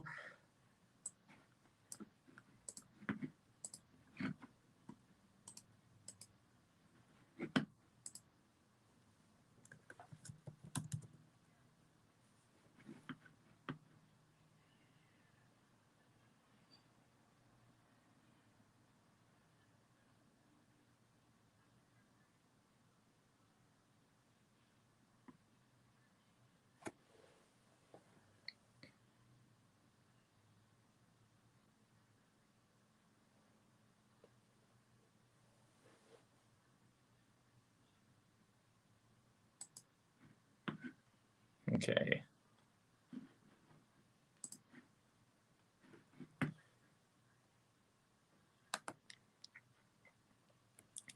Okay. Exit this cave. Okay. Leave Tom's house to the southeast. Find a small pool.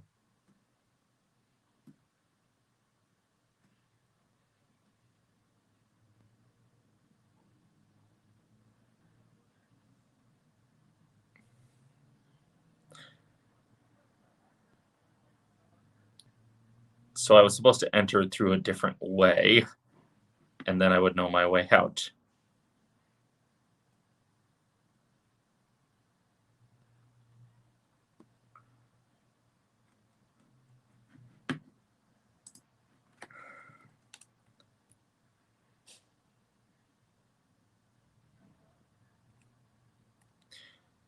Do I have to go back and restore my game again?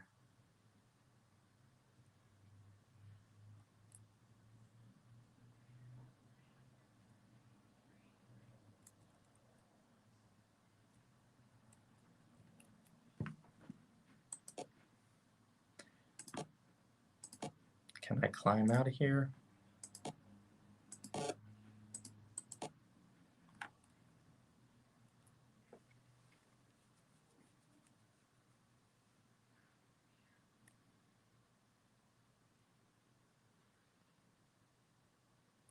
Okay, so I just walked into the wall, and that's how. God damn it. God damn this game. I'm enjoying it, but come on.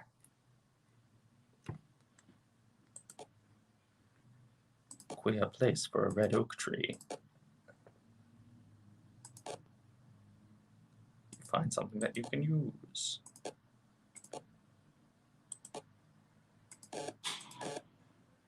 I think here the pony has more storage space, but he can't take.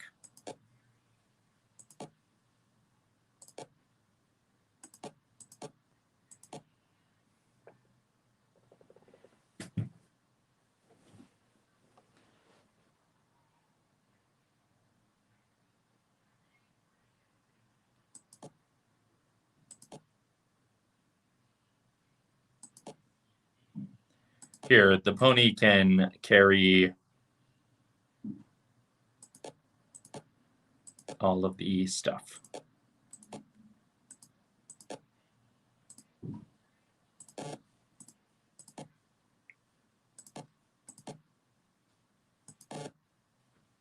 I guess I already have all the acorns I need. Okay.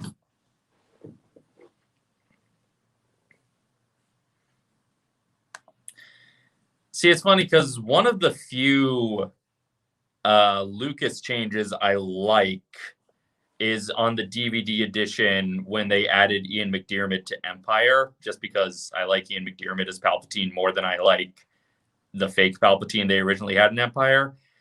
And I like the consistency there. I would not want that level of nitpicky consistency applied to these trilogies.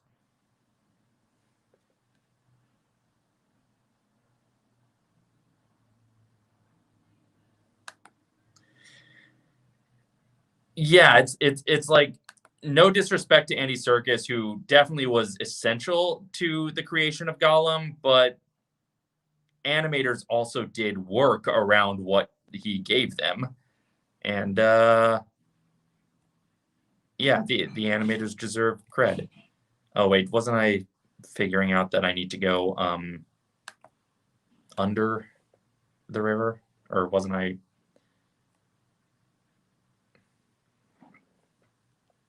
Speculating about that anyway.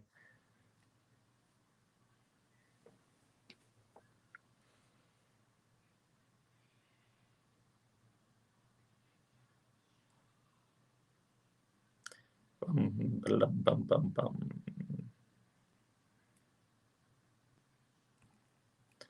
right, I have the oak.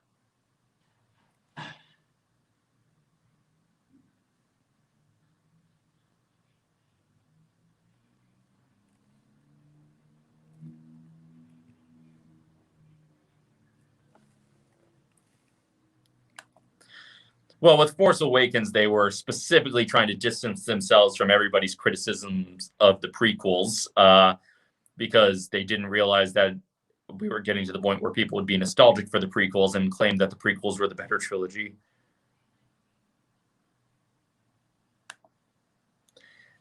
Yeah.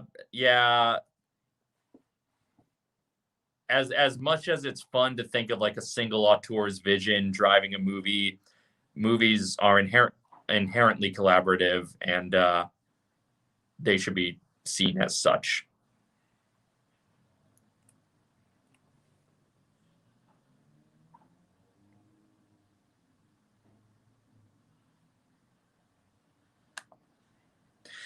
Yes, but nobody thought about that because everybody was so hung up on the CGI. I'm not one of those like so many people are like so anti CGI on principle. It's like, oh, it's better when it's practical, and it's like CGI is a tool like anything else. And there seems to be a weird strain of nerd who seems to be under the impression that CGI doesn't require work and doesn't require artists to make it. And it's like, wait, it's practical effects. Somebody made that. It's like, yeah, that's true with CGI also. What are you talking about? And also, like, the fact of the matter is, more often than not, CGI is more cost effective than practical effects. Nobody likes to hear it, but it's true.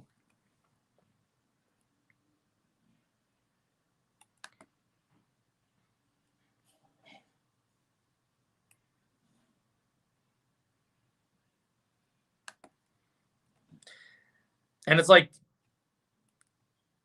some people say like, but at least a bad practical effect has charm and a bad CGI effect doesn't. And it's like, well, that's a matter of personal taste. You know, I have seen bad practical effects that I find absolutely repulsive. I've seen bad CGI that I find repulsive. I've also seen both of those that I find utterly charming. So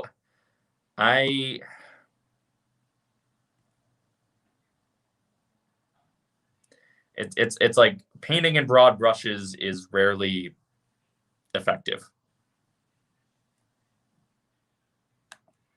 Yeah, exactly.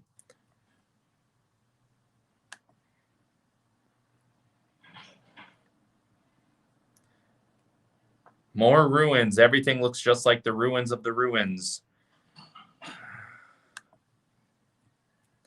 Where's this ruddy oak fellow?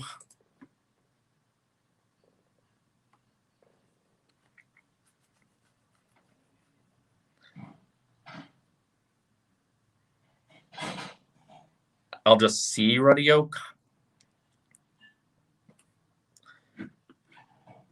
Fine. I'm clearly overthinking this. There was another case of all of this honestly happening was when Guardians 2 came out, and a chill wind seems to whisper, darkness and doom, wait and watch upon the downs. You are alone, alone, alone. Who will save you? Oh, are we skipping the Barrow-wights already?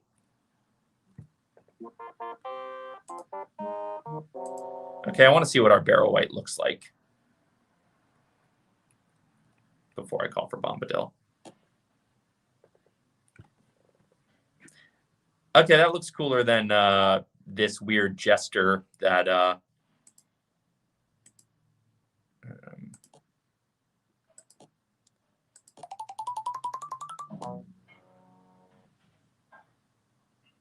no, nothing. Fine. I thought for sure calling for Bombadil would summon the Barrow Wight, but maybe I'm wrong.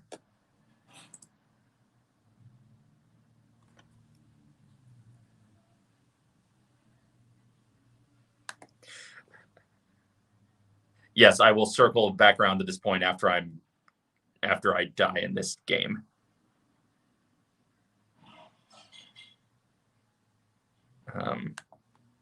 This came out in 1990. And you can kind of tell. Pony.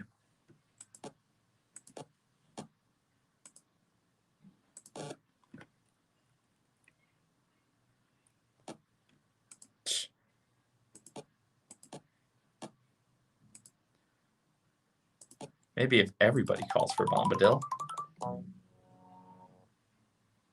Nope.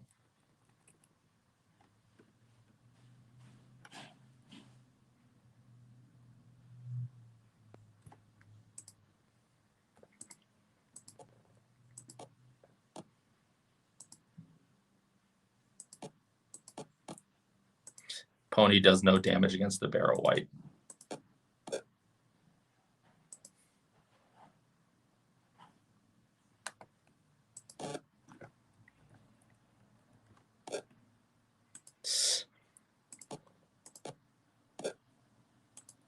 Swings and misses.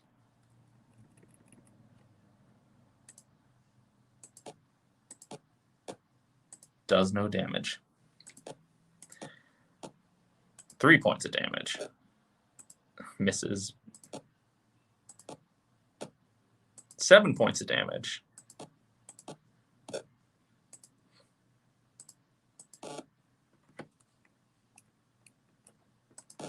It's weird how close I have to get to the enemies to fight them. The dwarf killed the Barrow Wight. Sure.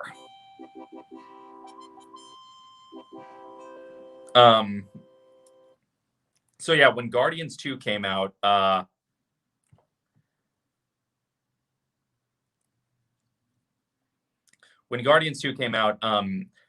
there's the scene at the beginning where they de-age Kurt Russell, like they do with everyone in every Marvel movie. And Kurt Russell was talking in interviews about how like his de-aging was practical, like the other ones were all CGI, but he was practically de-aged. And that was not completely true. I've been here already. There was digital touch-ups, like Kurt Russell was saying, like, oh, it was all makeup to make him look younger, but there were at the very least digital touch-ups, and the animators responsible for that were frustrated. And I don't think Kurt Russell was being deliberately dismissive. Like, he maybe really did think that they did it all, that like the makeup job was enough, and he may not have known how much they touched it up after the fact. But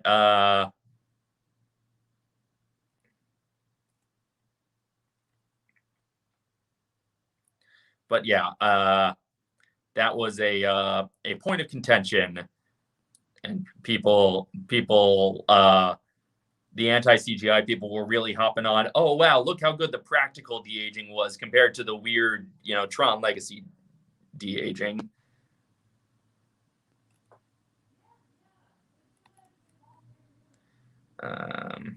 Where is this person I'm supposed to find? This ruddy oak fellow.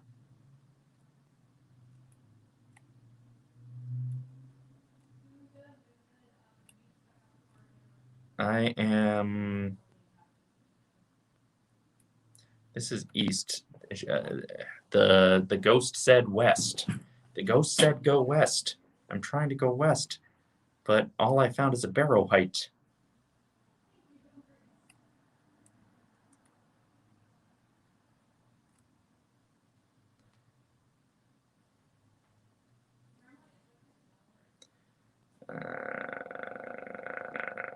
Nothing. Nothing. Checking that walkthrough again.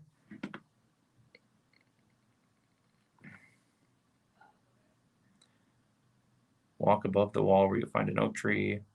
Go back to the small pool where the dead lilies were and go west. I did. Okay, does the map tell me where Ruddy Oak is?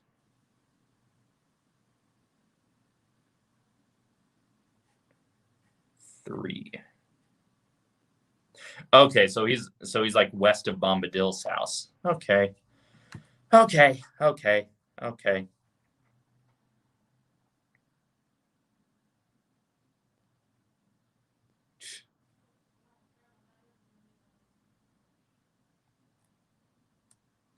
Okay. Okay. Okay. Okay. Okay. None of these walkthroughs are super helpful, but also it's like I don't want all the answers. I just want some answers, you know?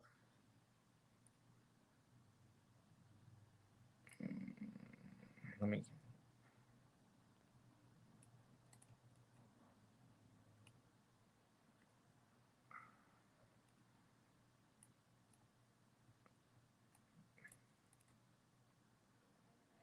goes.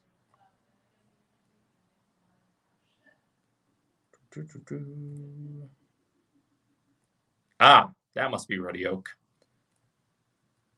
Is Ruddy Oak an ent or just another like troublesome tree like Old Man Willow?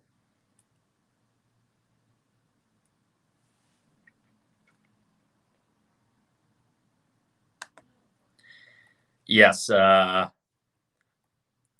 most nursery rhymes we have today are just abridgments of Bilbo's poetry. Who knew?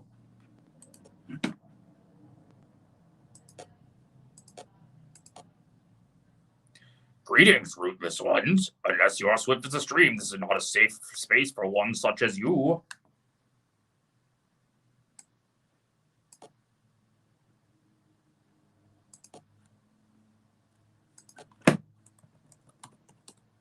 He is the master. No creature has ever caught old Tom. He has no fear. He is the master. But you don't know anything about his wife. Okay, well, let me trade.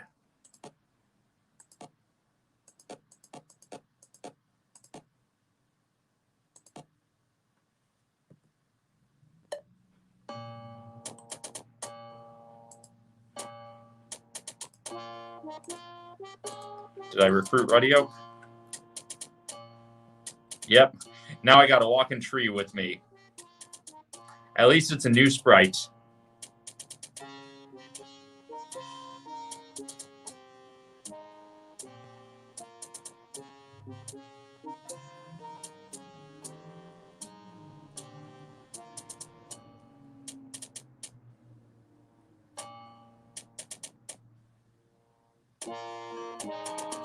Ruddy Oak will go no further. Fuck. I lost Ruddy Oak. Can I get him again? Where exactly do I need to go to?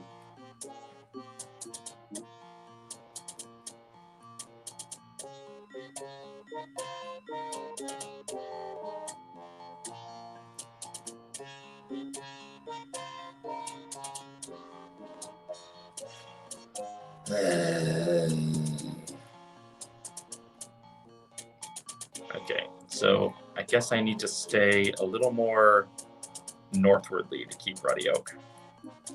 Or maybe I don't try to... Where am I now?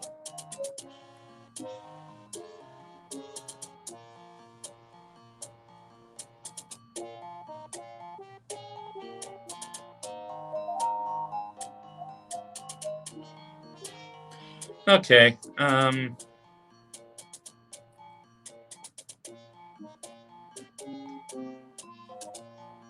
I find Ruddy Oak again, or is the game in an unwinnable state now?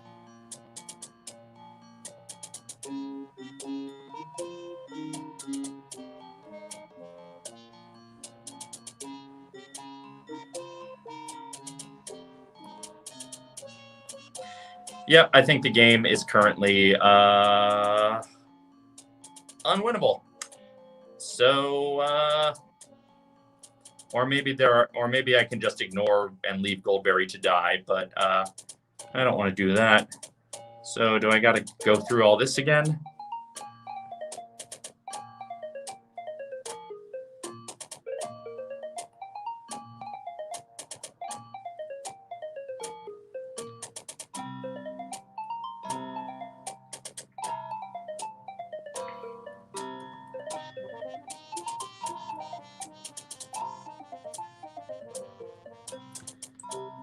Doing all this again.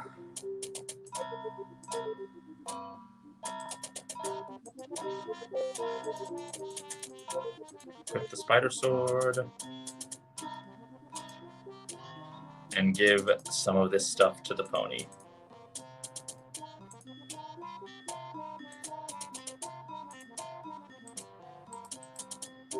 Rudy Oak, Rudy Oak.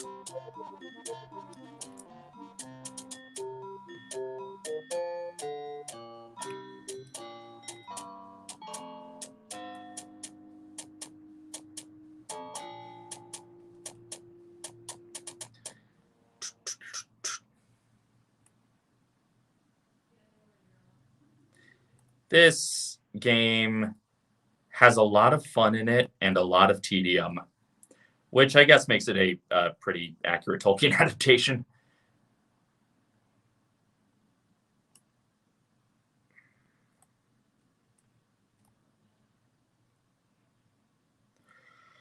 All right. Got to use counter magic here, which I never would have known without a hint. And somewhere over here, I do perception.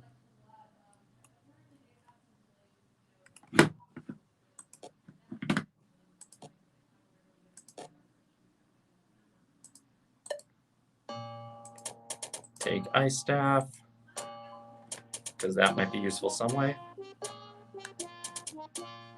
We can't prove it's not. Nobody's ever read the Silmarillion. I know that's not true. Not everybody in the world is me.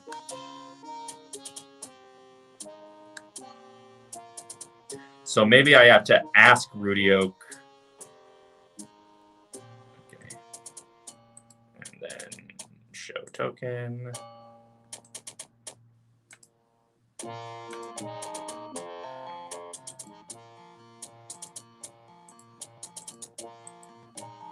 If I try asking Rudy Oak about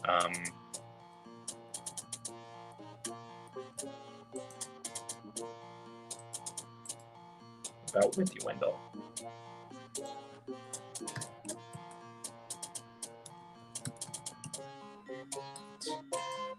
Fine.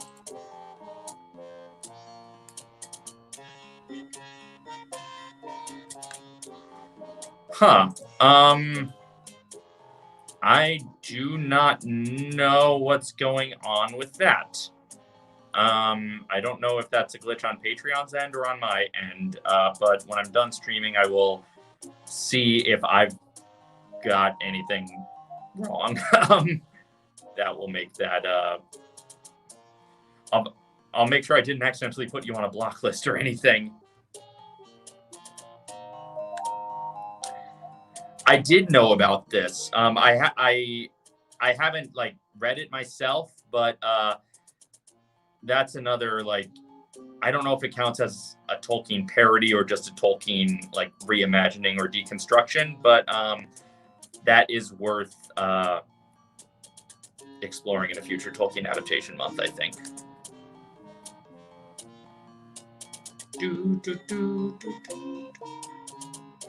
Okay, first I gotta get the oak.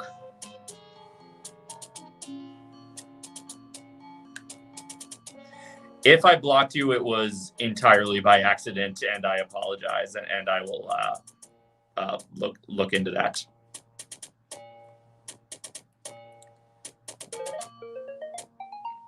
Where's that oak tree?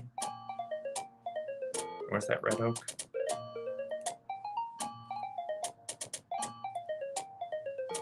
There it is.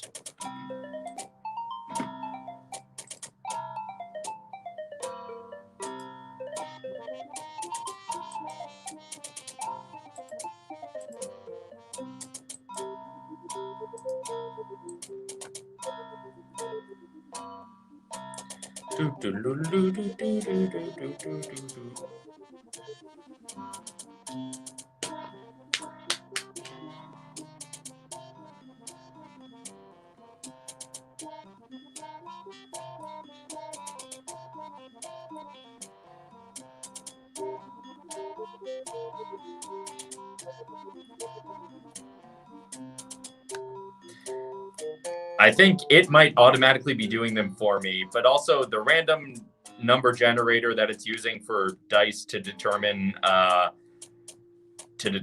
combat is heavily weighted in favor of swinging and missing. Okay, there's Rodioke again.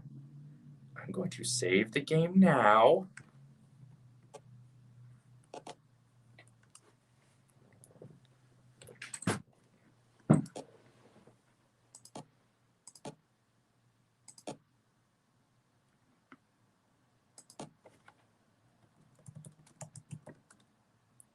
Did she tell you to come see me?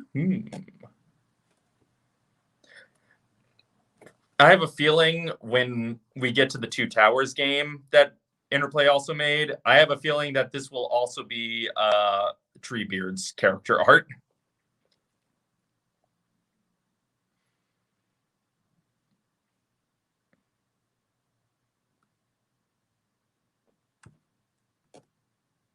Okay.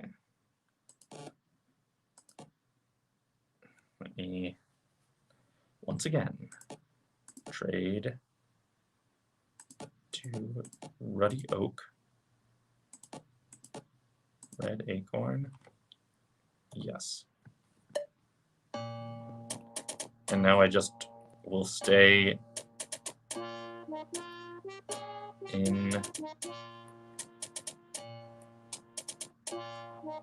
this range. Look at the wandering tree.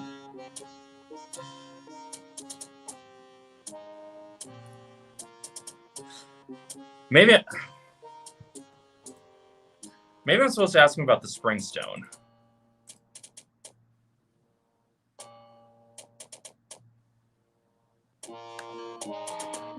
I mean, the ends should be bigger, but with this game's graphics, I wouldn't be surprised if it's the best we're getting.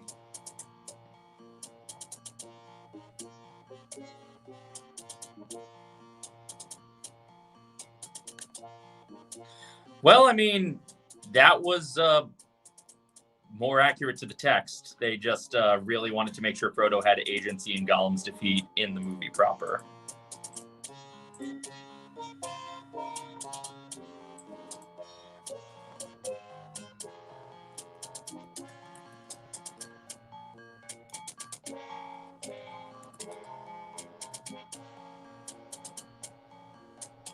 Search for it on the top of the hill. I will not stop you.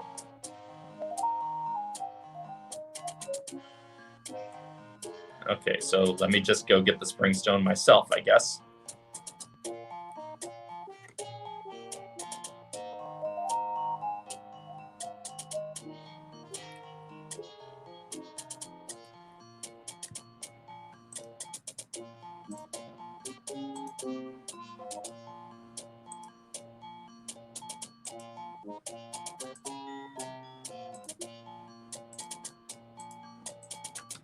I'm on the top of the hill.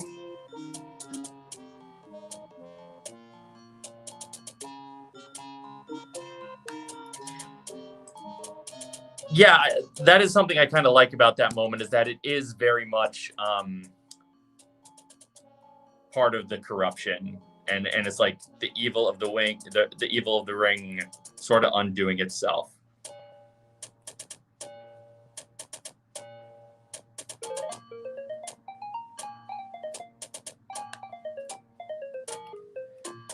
Let me check these walkthroughs again. I didn't want to just be walkthroughing my way through this game, but it leaves me very little choice.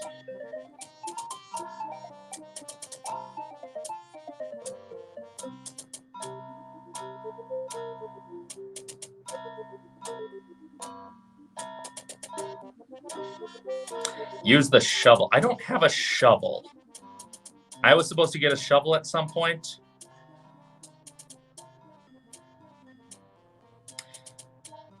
Huh.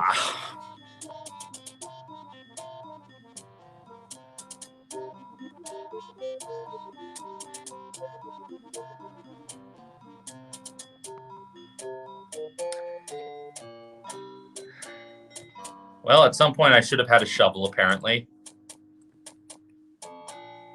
Do I have to go all the way back to the Shire and get myself a shovel somewhere?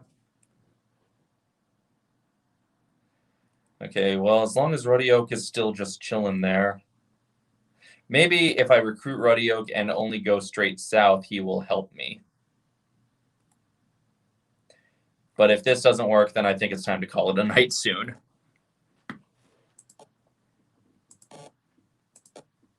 That's right, it's not recruit, it's trade.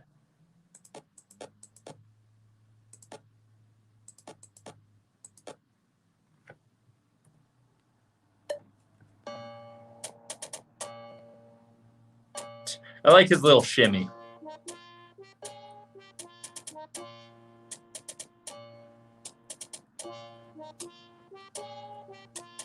All right, Ruddy Oak, do your thing.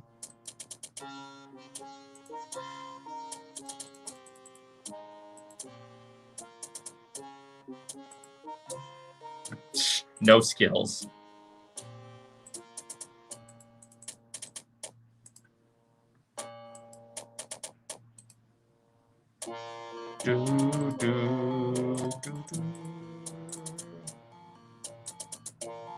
No magic.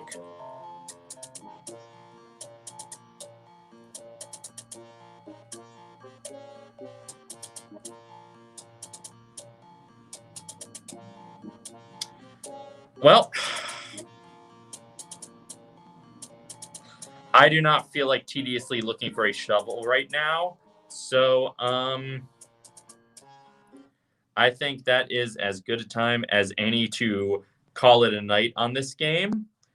Now, like I said earlier, we're going to be alternating between Patreon streams and public streams. So tomorrow at noon is the premiere of the next Obsession on my favorite adaptation of The Hobbit, which is a shorter video than the other videos so far in Tolkien Adaptation Month, but it's still a good one.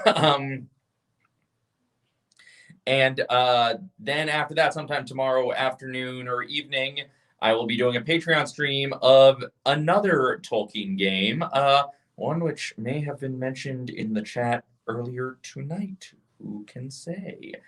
So I will be starting a new game in the Patreon stream tomorrow, and at some point I'll probably come back to this game, but I might put some distance between it and me because I don't want to tediously try and find a shovel. But maybe I'll do all that off stream as I'll go back, or I will find out if there's another place to get a shovel without having to go back to the Shire. I will find out how to acquire a shovel at another point. But I'm going to try another game on Patreon tomorrow.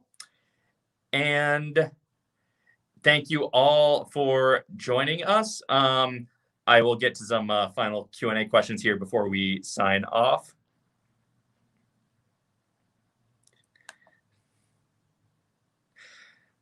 So you met Billy Boyd and you couldn't think of a question that wasn't already answered by the appendices. Billy Boyd and Dominic Monaghan have been doing a podcast that's been pretty enjoyable, The Friendship Onion. It's been fun. They just have such good chemistry. It's been fun listening to them reminisce. What do I think about Phantasmic at Hollywood Studios getting an upgrade? I think long overdue.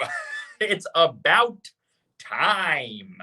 So I am happy that that is happening. Hopefully it's a good upgrade. So you asked him which versions he preferred. That's fun. It was good to see you too, Zach, and it was good to see everyone who was here.